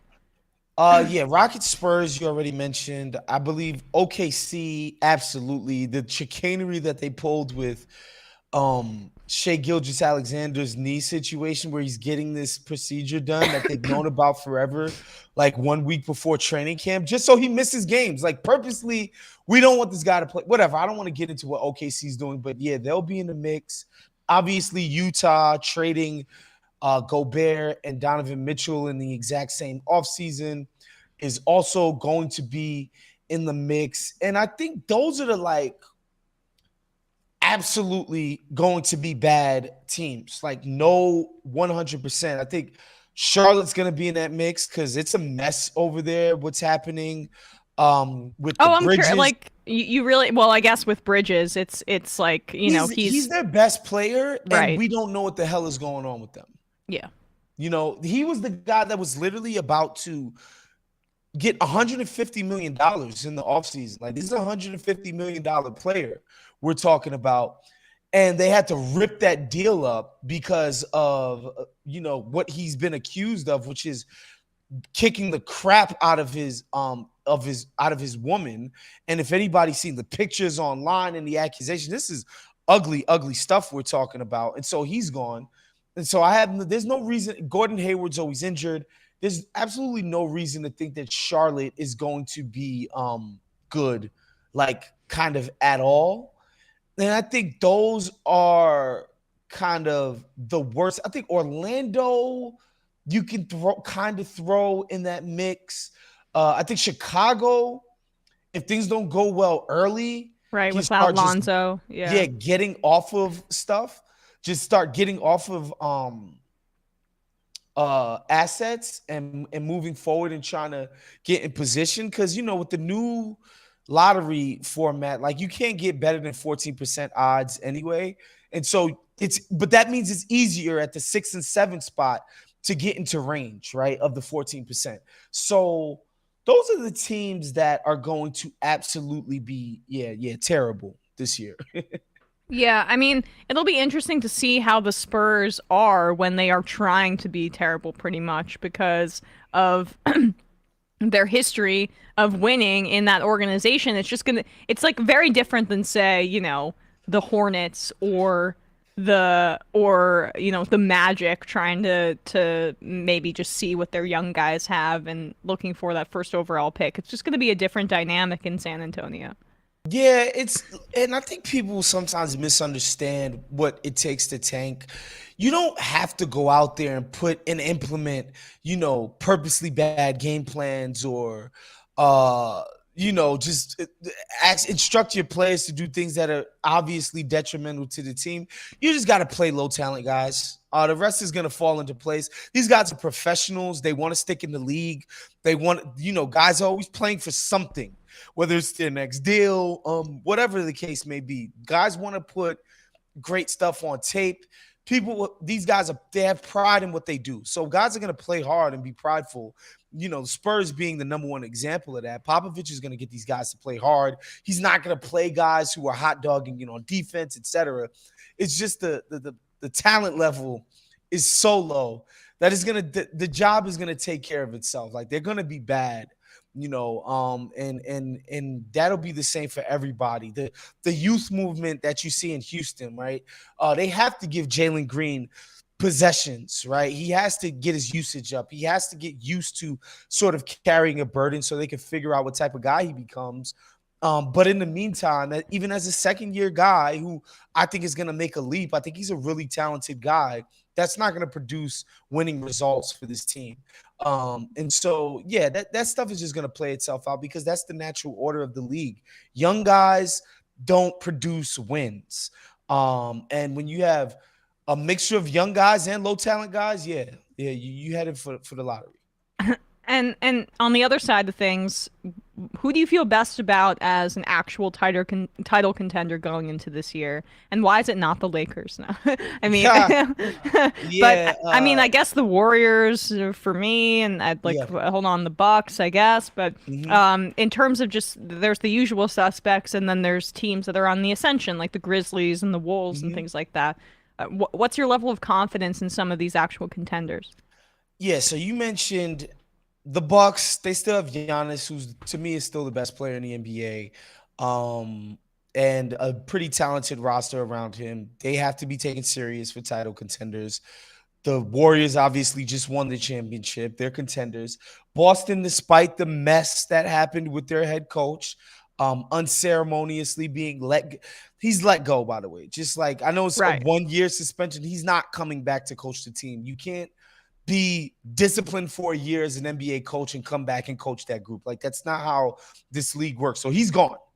So they fired. I mean, you lose the locker room at that point. You have to be in a position of authority, and just being like suspended like that. It just doesn't work. Yeah, it's one of those things like that. It's hard to explain because it's just a different dynamic. Like when you're a coach, you are in an authority position. However, you make fractions of the guys who you are the boss of, right? Financially. So it's like when it comes to, let's just say it one day did come to Ime Udoka or Jaylen Brown. Not that those two have a beef or whatever. I'm just saying. The guy who's making $4 million, $5 million or whatever, and the guy who's making 36, 40, who's more important? The guy who's making $36, $40 million. So because of that power dynamic, you have to have the full backing of management in order to exert power in the organization. And once you've been suspended for a year by said management, you can't then come in and explain to people how you have some sort of authority. It's like, ain't you the one that got fired for sleeping with chicks and all? Like, get out of here. Yeah. The first day somebody doesn't like what he says or disagrees with him, he's done. And so whatever, he's out of here. But even still, they have a really talented roster. They went to the NBA championship. They almost went up 3-1 on the Golden State Warriors, right? Like legitimately. And so I think Boston is absolutely in that group. I'm somebody I know a lot of NBA hipsters are on this train too. And I generally don't like to be on the side of the hipsters, but I can't help myself in this case. I think the Denver Nuggets are going to be very, very good, if not great this season, if health permitting, right? That's the big if with them always, though. I feel. And they have some guys with some really horrible injury histories. And so health permitting, I think Denver is right in that mix. And then there's, of course, the Clippers, same thing. Health permitting, they're right in that list. So we already have 5. Right. And then, well, I am curious, just sorry to cut you off, but the Clippers, there's a lot more question marks just because of the return of Kawhi and what that's even going to look like. But do you have any concerns about maybe that not gelling right away because there are so many moving pieces? I don't know I think they're going to be a really good enough regular season team just on talent and coaching. And even if Kawhi plays like 58, 62 games or whatever it is that he's going to do, they're good enough. They're going to make the playoffs. They're going to find a way to be successful, all of that. I think it's just, can Kawhi make it through 4 rounds of the playoffs? To me, that's the ultimate question of that team. If he does, if he's in the type of health that will allow him to do that, they're absolutely a contender on the level of everybody else. And then, teams that everybody that like you got to kind of show some respect to, of course, Brooklyn just on talent alone. The sort of how do you say this? The personalities involved give me pause. But the Although I talent did, level. yeah, well, whatever. I mean, it's hard to say. I'll brag about this. I used to live right by Nick Claxton. I don't think he lives in the area, but I'd see him walking around like that. And so I sort of have a soft spot for the Nets, even as a Knicks fan, even because of that. But that doesn't make any sense. As soon as they start to play, and I see Kawhi and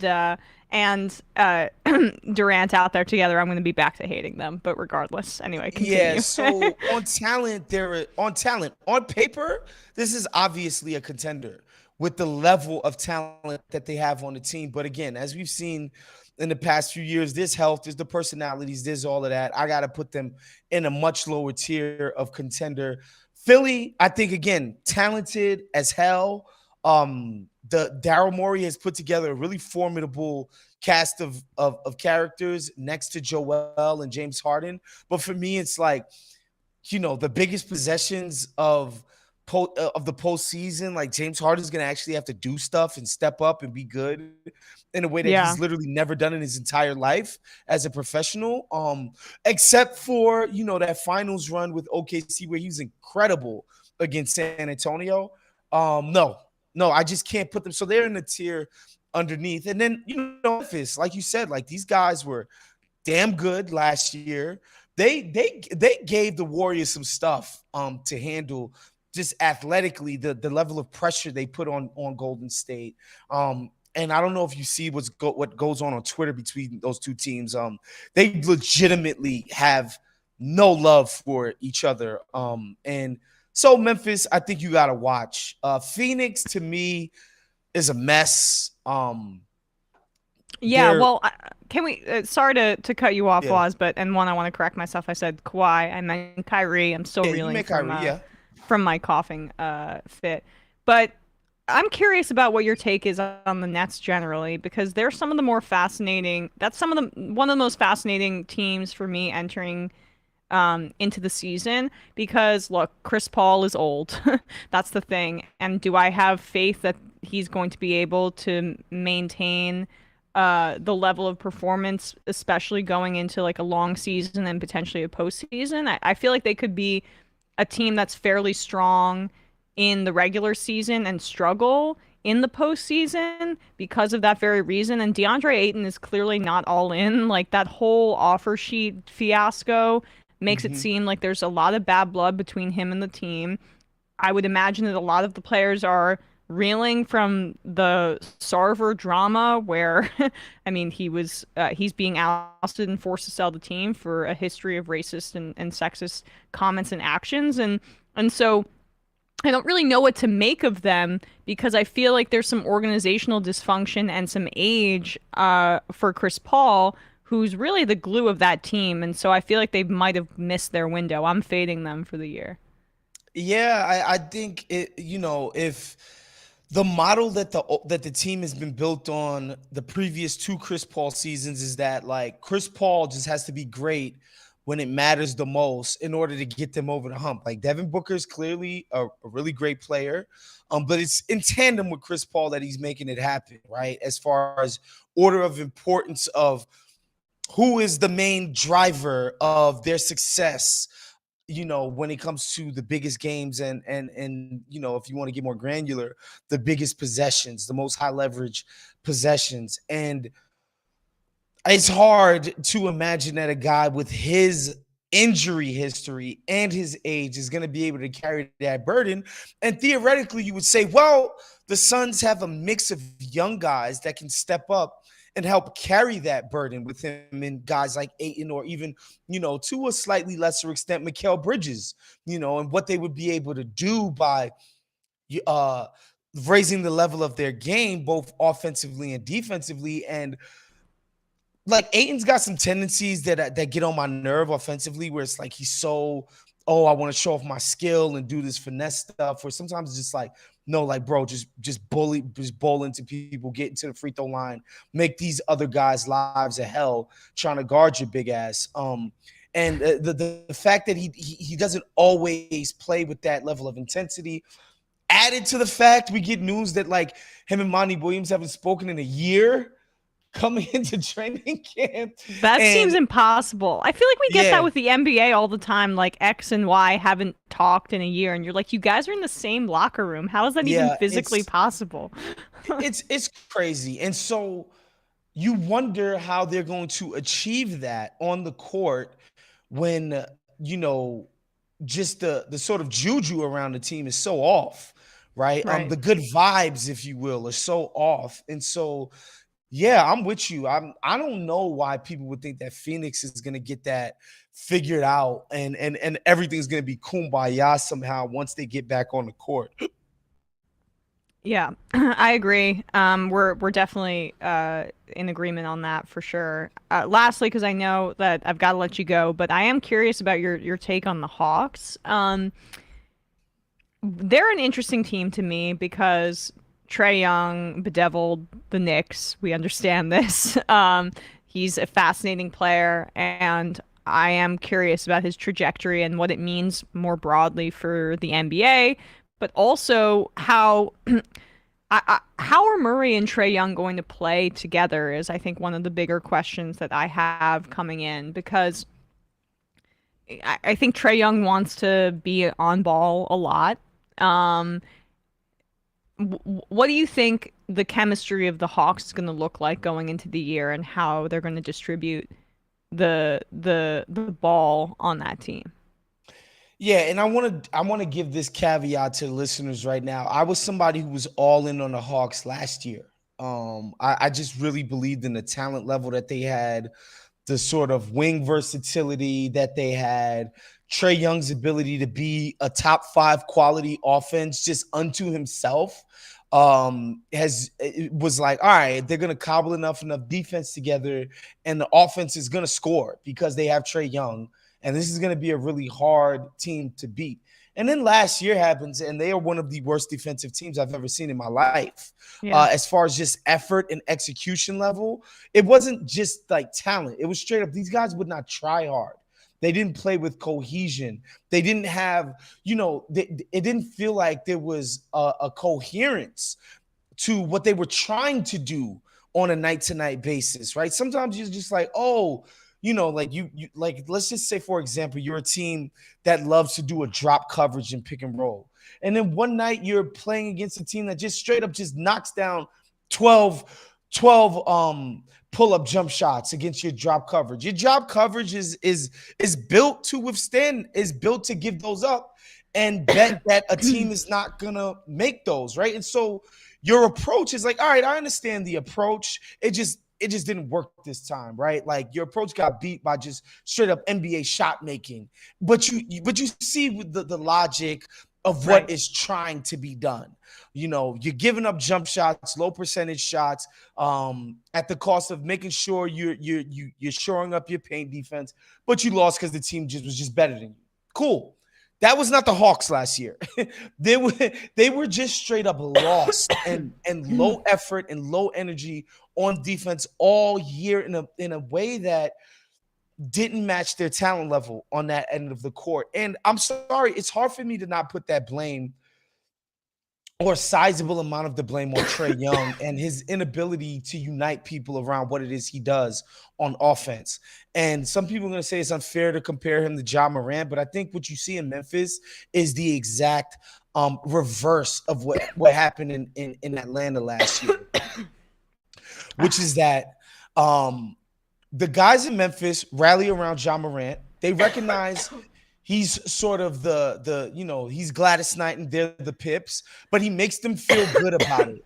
And so because those guys seem to be in line with each other and on one accord, just watch them play. These guys, they play with a tenacity, a hustle, and aggressiveness that it just shows you like, oh, this team understands they got to play for each other.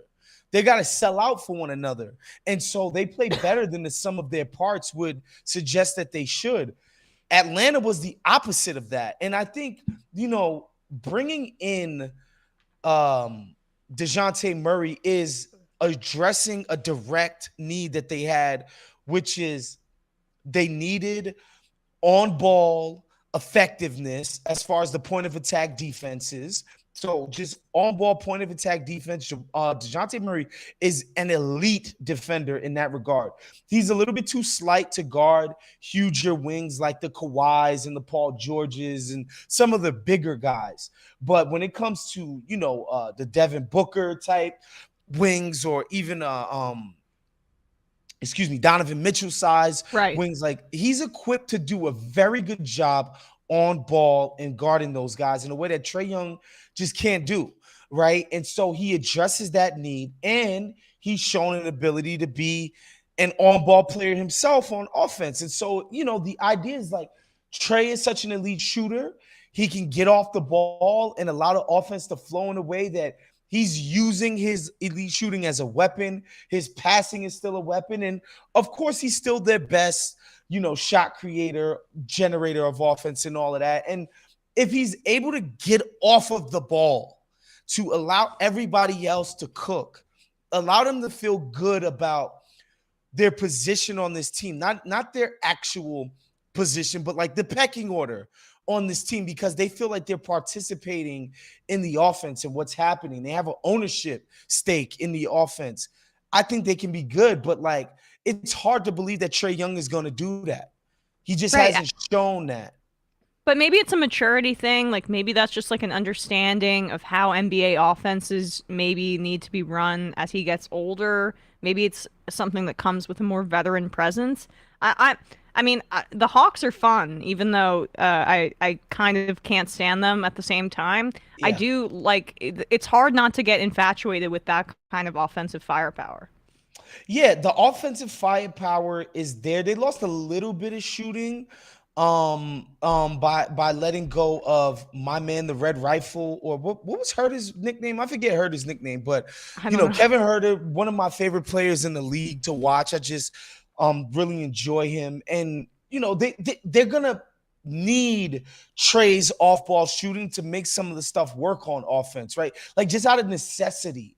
The Red Velvet. Right. There you go. The Red Velvet. The way he can make stuff work off ball, they're going to need. And I think the defensive front court of Okongwu, John Collins, Clint Capella, that's a good enough three-man, big-man rotation to play good enough defense, to play a versatile, even aggressive type of a defense, guarding guys out on the floor.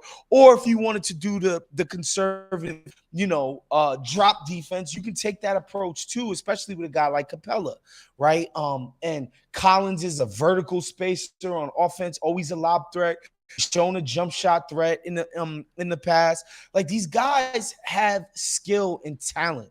It's a matter of it coming together, and Trae Young having the humility to allow other people feel ownership of the offense.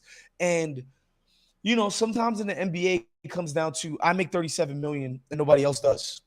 And so it's my God-given right to do whatever the hell it is I want to do with the ball. Sometimes that's the case. And that's why the Tim Duncans, the Steph Currys, those guys are just next level leadership quality franchise guys because of the selflessness that they're able to apply to their roles on the team. It's like, yeah, everybody knows I'm the reason this thing goes. You know it. I know it. We all know it. But the best leaders, they make other people feel like they have ownership in the success and in the driving of the team. Yeah. Well, I mean, it'll be fascinating to see. Part of me is like it's almost a lot to ask of Trae Young because he's so young, but he has the talent that's going to be necessary. Like, he's going to need to have that leadership to pair with the talent for them to get to the next level. We didn't really talk about the Mavs. Just like a quick 30 seconds on them before I let you go, Woz, because I am curious what you think that they could be. They got Luka, and he's clearly one of the elite. He's a threat to win MVP every single year. So there's like a sort of baseline. There's a floor for them that is very high because they have Luka Doncic, and so they're going to be good no matter what, right? I just think losing Brunson as that other sort of conductor and just go. And, it's not to say that they can't be a good team again. I just think at the very highest end of what they're going to be capable of has been diminished by losing Brunson. And, while I like some of the guys that they have left, like I like Finney Smith, I like, I'm blanking on the kid that they got from the Rockets. I like what they got as a core, but I don't. Christian Wood was? Yes, Christian Wood. Sorry, I always blank on this kid's name. I like what they're doing as a core. Of course, when you have Luka, you're gonna have a top 10 offense no matter what, as far as efficiency. Like, the guy just can't help but generate incredible shots for teammates and get great shots for himself. Like, he's just that elite. But just around it, I don't see how you can look at them and say this team's going to be as good as Golden State, right? Or this team's going to be as good as Milwaukee or the Celtics. Like, I just don't see. The reason they went that far was because of not basically one guy, but I mean, now they're diminished because they don't have Brunson, and I feel like even more on Luka than it was last year. Yeah, and he's young enough that he can carry that burden, but against the best teams, you're gonna have to do more than that. It's gonna have to be more than just what Luka can create every single possession. Like, we've seen this guy wear down against the best defenses. This idea that you create every bucket, the best defenses are gonna make you work so hard. In the regular season, sometimes you're gonna play Charlotte, and it's just gonna be easy to generate great looks. Right, like teams aren't game planning for you, scouting for you every single game. They don't know all of your best stuff because of the nature of the regular season. So you can just move on. But like in the playoffs, it has to be more than Luka. Like he can't carry that burden. And so I don't think they have that. As much as, I love a Spencer Dinwiddie. I think 2 years out of the ACL, I think he could be even better for them on the ball, giving them on-ball juice. I just don't think that's going to be enough. All right, well, Woz, can't thank you enough for your time today. Wosny Lambre of The Ringer. You can check out the Ringer NBA show and all the stuff that you do writing over at The Ringer. Thanks so much for coming on. I really appreciate it. And dealing with my coughing, which I don't even know what the hell just happened. Nah, it's all good. This must be some dust in here. As soon as I saw that you were having a sports show, I thought that was the coolest thing ever. And so, yeah, I'm really happy that I got to be on ESVN for the first time. And, when you need me, just call me. All right, I appreciate it. I will do that. Thanks so much, Woz. Talk to you soon. All right, lady, y'all be good. Yep, you too. All right, we're going to take a quick break, and when we come back, we'll take a few calls. I'm going to go to the bathroom and clear my throat so loudly that hopefully this never happens again. Sorry about that if you were on the podcast. Be right back.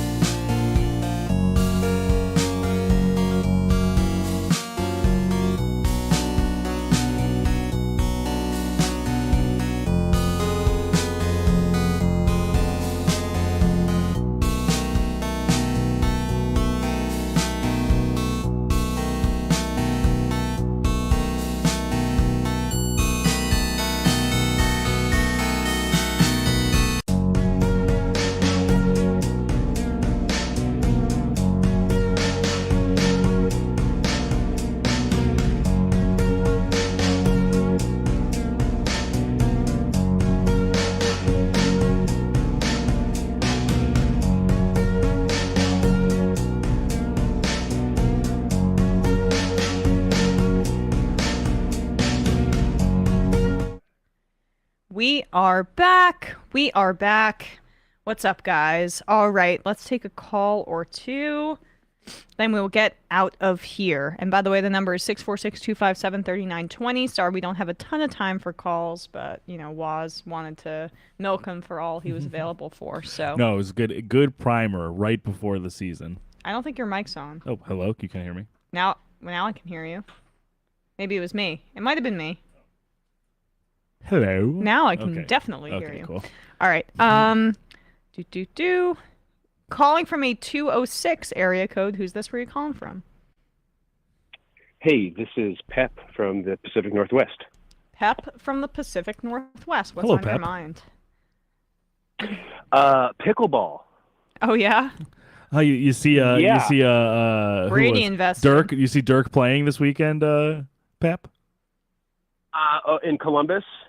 Yeah, Dirk Nowitzki and tennis player John Isner, I Yeah. think they were playing pickleball, and Dirk just absolutely smashed a return. It was pretty fun to watch. I guess they're trying to do some celebrity pickleballing, or athlete. I've been pickleball. trying.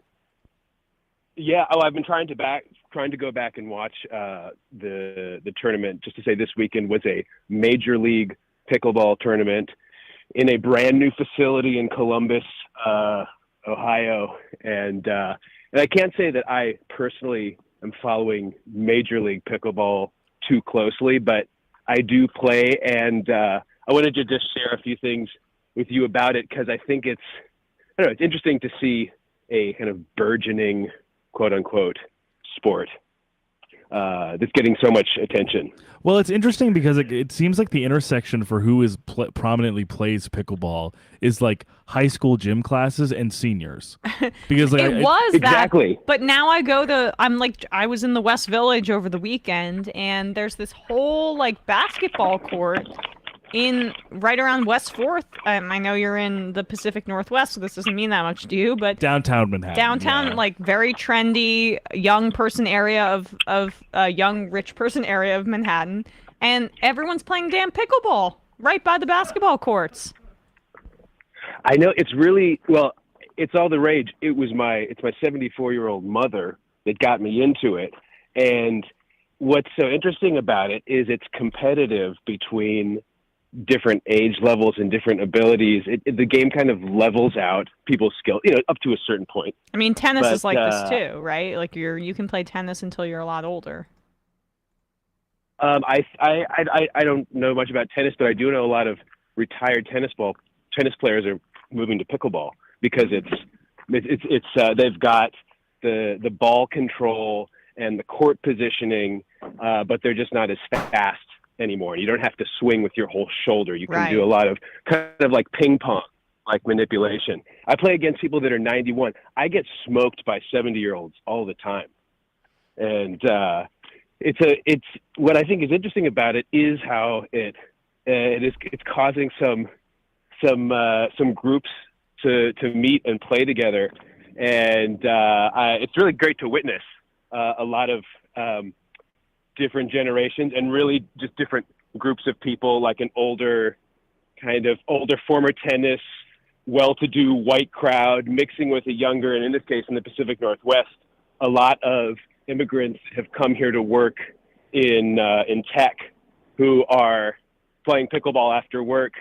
And it's bringing these communities together. And I love that. I think it's yeah, I love it too. And I think because of that, and because it's a new sport, and not just age differences, but I think it accommodates a lot of body types.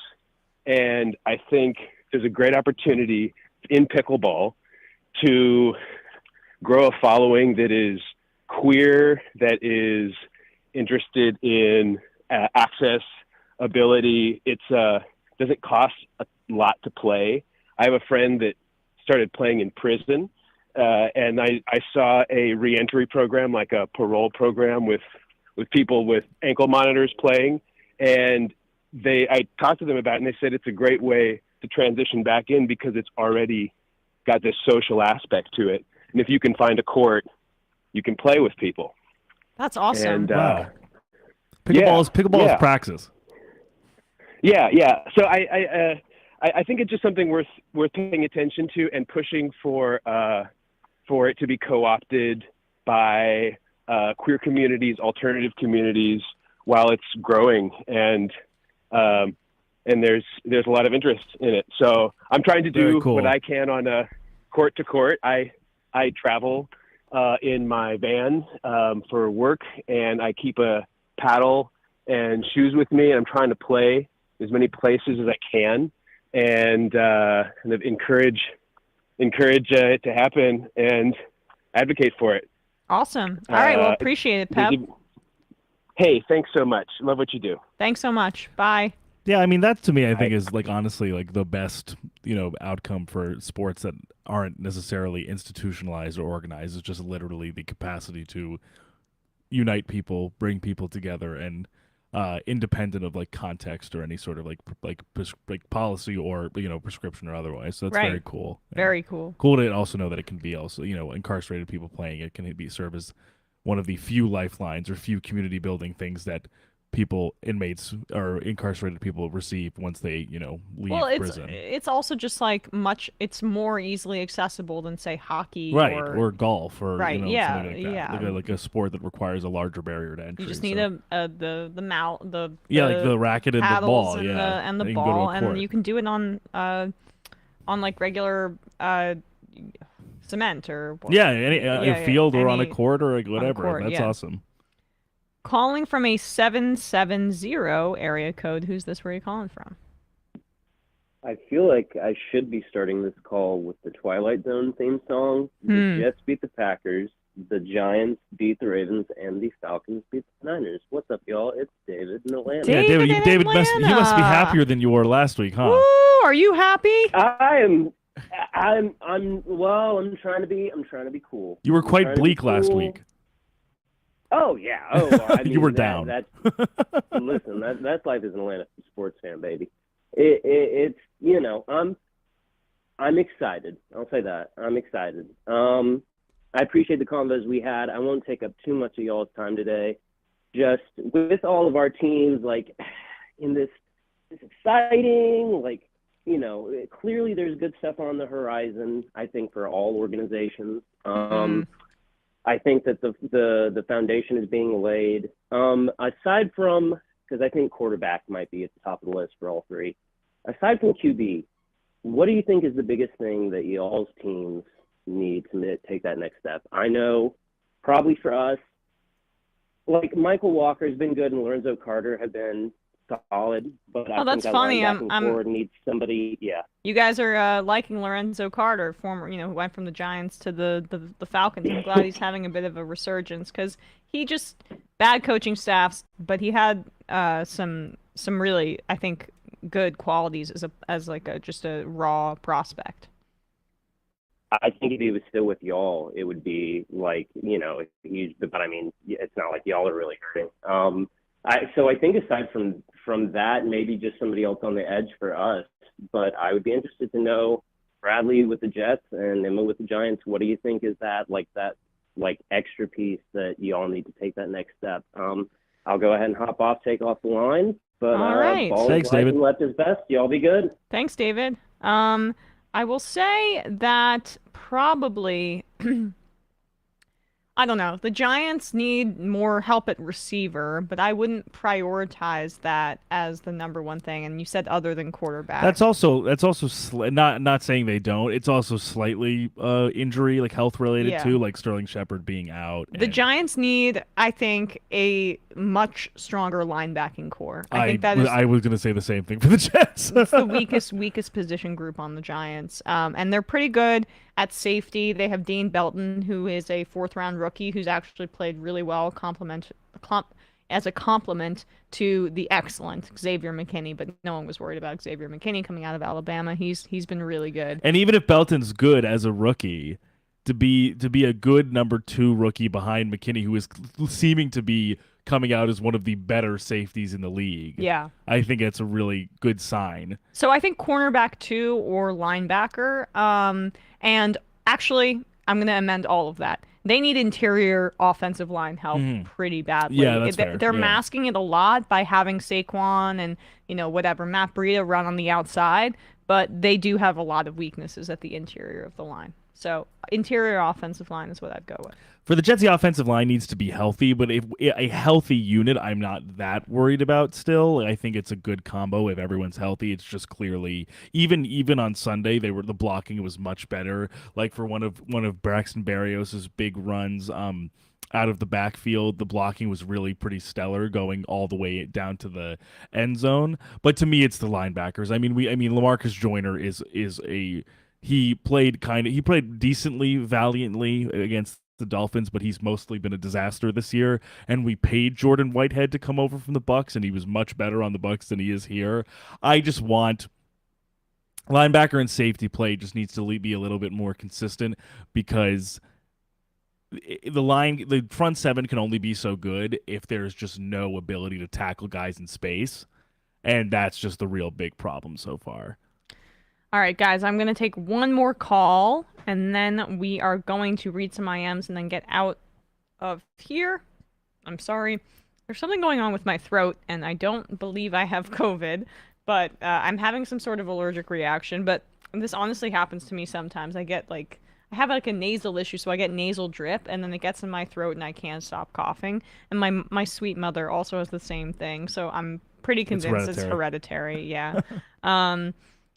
All right, calling from a 218 area code. You are probably the final caller of the day. Wow, I'm honored. Thank you. Can you hear me? Yes, I can hear you. What's on your mind? Who is this? All right. This is Spencer from Minnesota. Hello, Spencer. Minnesota.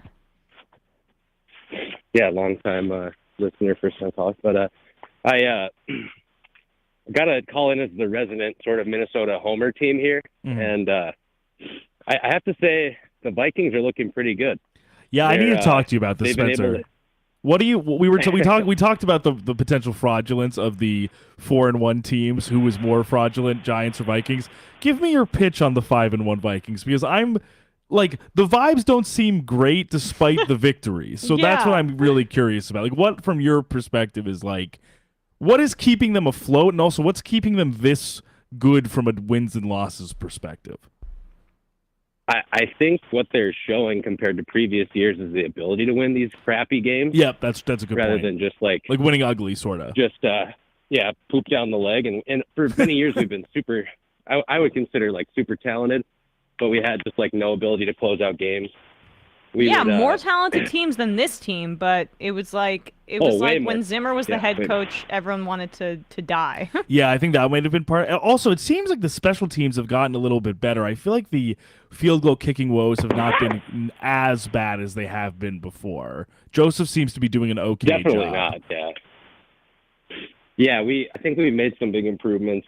Special teams, obviously, we have a superstar receiver, which helps, who can just like take over any game if they can get him the ball. Right. And then we still have Thielen, who's still a rock solid. Great number two. I don't want to call him backup because he's not. Yeah, great number two. Like a super role player almost with Jefferson there now. Yeah, I think it's a combination of grit, one from the players and like having a coach that they more believe in. Yeah. And two, just play calling. Like our play calling is so much less frustrating to watch, especially on third down. I mean, this last week was pretty. It was just a tough, a lot of 3 and outs, a lot of. It was a tougher win, but I think. Well, that's because they had them much better, roasting on the side of the road, or on the sideline. On the Dolphins side in Miami, which we didn't even get to talk about. Yeah. But that should not be like 120. The NFLPA needs to ban that. It's actually a massive labor that's issue. Definitely a workplace safety issue. Which and it's so transparently like experts in, right? Like how lame of the Dolphins that they need to rely on like giving their opponents heat stroke, right? to have a competitive advantage. It's so absurd. They come from Minnesota. They come from Minneapolis, where it can get really cold just to get baked on the sideline in Miami. Yeah, right. 100-degree heat swing in a week is tough, but for sure. But I'm liking KJ Osborne too, Spencer. Yeah, I guess I don't. I'm not super familiar with like what they bring to the org, but I do have another question. Jump back to the NBA real quick, if that's okay. Yeah, please. you talked about a lot of teams, but you left out my Wolves. And I think, we kind of we threw in every dollar that we could find, and we kind of went all in on Gobert. And from the last 20 years of watching the Wolves, this is the first time that I've ever felt actual competence from the leadership. You and Matt we needed to do something. You and Matt Leck. Yeah, right. Exactly. No, I agree. I think it's a pretty sound, I could see, because, in terms of, I'm curious about the lineup constructions that's going to go into it, in terms of whether Cat and Gobert will start together, or if there will be two kind of pseudo starting lineups. But both of but Gobert will make up, especially for drop coverage, so much more defensive ground than Cat has been able to. Cat, obviously, it's not that he's not trying, but he's such an offensive weapon that the defense is not only not needed as much, I'd say, but also he's not relied on that as much. Whereas now they have truly one of the best defensive bigs in the league. Yeah, and Cat is I love Cat. He's our franchise player, obviously. But he is such a little baby when it comes to absolutely clutch situations. He just folds so easily, and he needs a tough big to just do the basic basketball stuff when he's too busy getting stupid offensive fouls and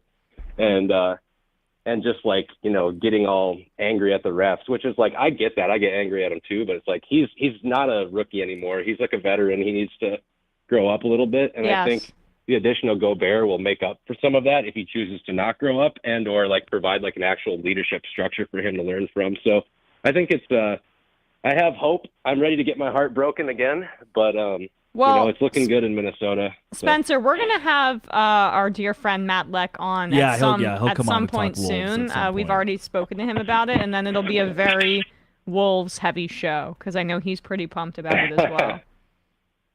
Right on. I'm not surprised from his quips and stuff from Majority Report. So I'll get off the phone here. Keep up the good work. Love ESVN and trying to get my wife hooked too. So excellent. Keep it up. Welcome. Join well. us. All right. Thanks, Spencer. Thanks, really Spencer. appreciate it.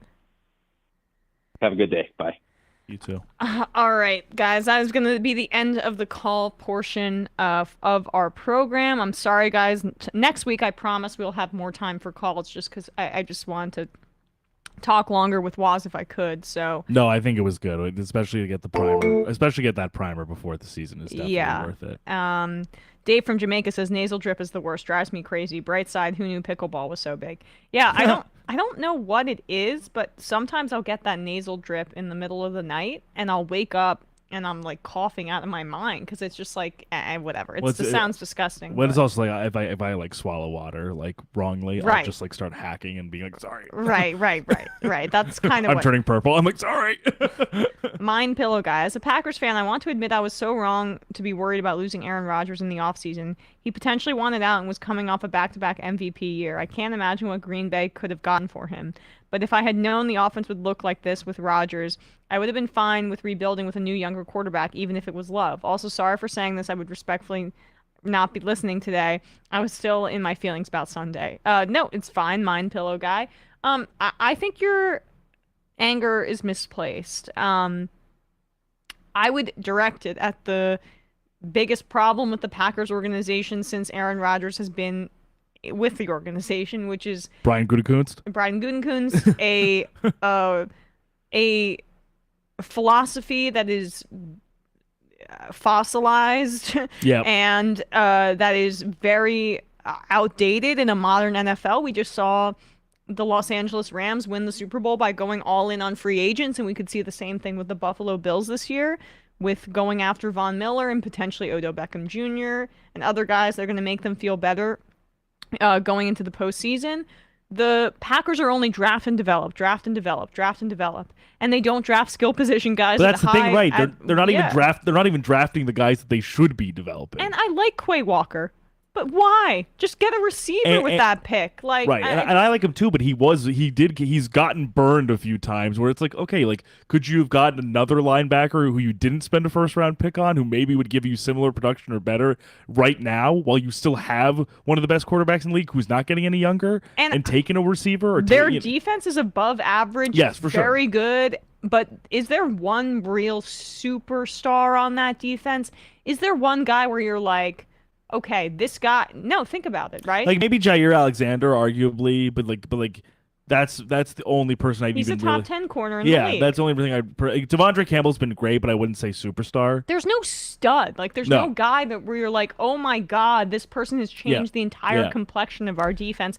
And so that's why it's just perplexing, because they only seem to care about the defense in the first round, and yet they haven't hit on a guy that makes them better at this insane level in the way that like Micah Parsons did for the Cowboys. I was literally thinking the same thing. Like Parsons, T.J. Watt, like one of the Bosa brothers. Any of there's not that type of guy on this Packers team. And I understand Rashawn Gary's very good. I actually really liked him coming out of Michigan, and now he's really showing up well. But do I think he's up there with the guys that we just mentioned? No, I don't. So I think probably Aaron Rodgers is one of the least of your concerns as a Packers fan, in my opinion. But he's getting older, so these things are going to start to fall off. But I'm mad. I get mad about the Aaron Rodgers criticism because he keeps them in.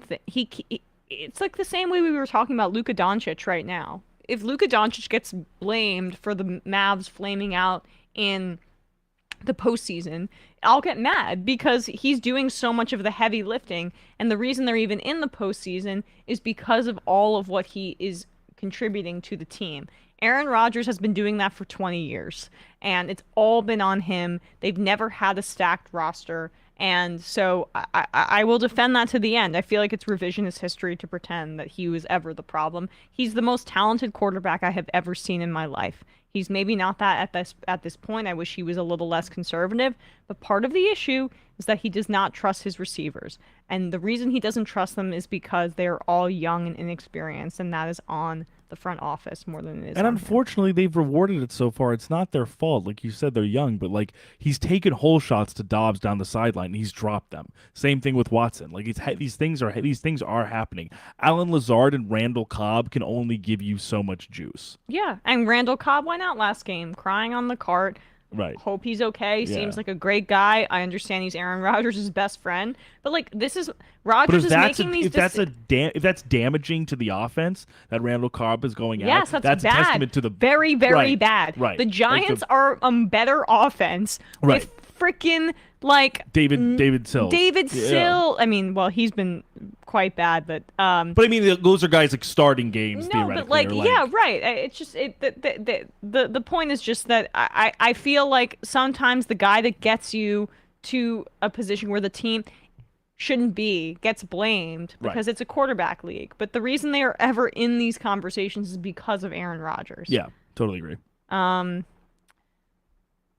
Kevin from Philadelphia, Phillies, NLCS-bound Eagles, 6-0, Flyers, 2-0, Sixers, looking like another solid season, Union, MLS playoffs. The question, why is Philadelphia the greatest, most dominant sports town in the world? It's a great sports town. I can't even hate. No, I gotta say, and of course, because of how the Braves did our New York Mets, even though obviously both are division rivals, I was it was pretty exciting and pretty awesome to see this Phillies team beat a team that especially earlier in the season seemed way better in the Braves, and especially even this last month. So very cool to see the Phillies win and get to the NLCS. Happy, much rather have them than the Braves. I agree, for sure. And Iammer is absolutely right. I mean, especially the last few years, maybe the last decade. I mean, Philly has been a really, really hot sports town. Both winning the World Series in 08-09, like.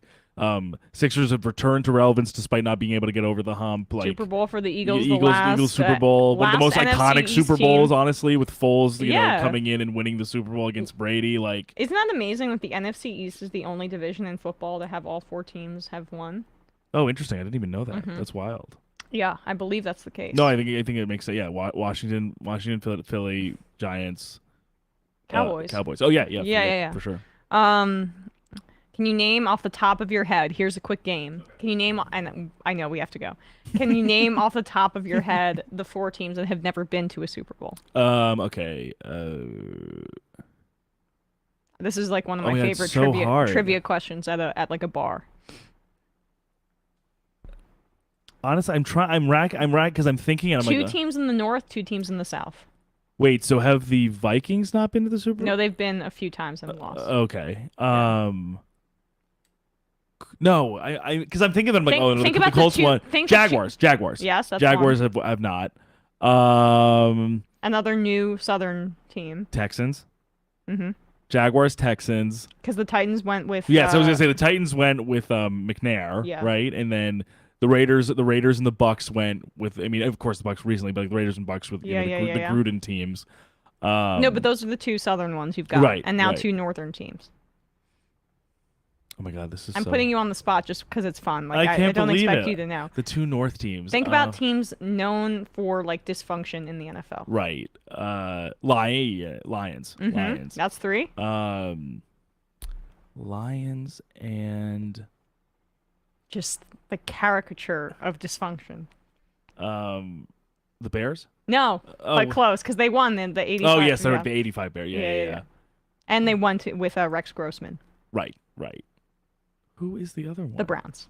Oh, but I guess they right because they have. I think they went in like the 40s. No, like, they before won the like league the was. championship, the Right, Super Bowl. right. So it's a bit of a trick question, but Yeah, it's but the, no, it's Browns the makes Jaguars, sense, it's the totally. Texans, it's the Browns, and it's Yeah, the, it would be it's the those four. Lions. That actually kind of makes sense. Yep. Kind of wild. The Lions, who were like one of the original NFL teams. It's pathetic. Have literally never made Like a Super it doesn't Bowl. like for the other three, it's actually not as bad because the Browns are a new iteration. Like they actually the became same the team. Right, Ravens, right. And then the other two are expansion teams. But the Lions were like the Lions an have been original NFL around, team, yeah. like 70 years. And Yeah. have never... Well, that's coming from me, the Jets who haven't been since.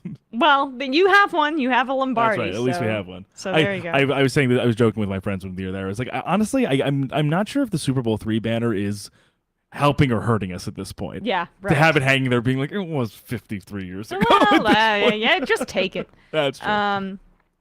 Mine Pillow Guy follows up. I just want to be clear that I do think Aaron Rodgers is amazingly talented. I'm not blaming him for how the offense looks. I'm just saying, excuse me, if this is how it looks, even though we have a great QB, we should have seen what we could get for him and rebuilt since Rodgers only has a few years left and his worth is probably going to drop after the season. Great point. Yeah, I see what It you just mean. seems like he didn't want to get traded. That was why they hired Nathaniel Hackett in Right. Denver. They thought they were getting Aaron Rodgers. They thought he wanted out. And then And it they didn't settled work, for yeah. Russell Wilson. Yeah.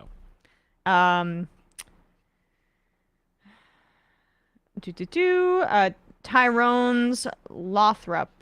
Wouldn't it be nice if Cleveland would exercise the 74-year-old curse of not winning the World Series the first year they finally changed their offensive name and logo, etc.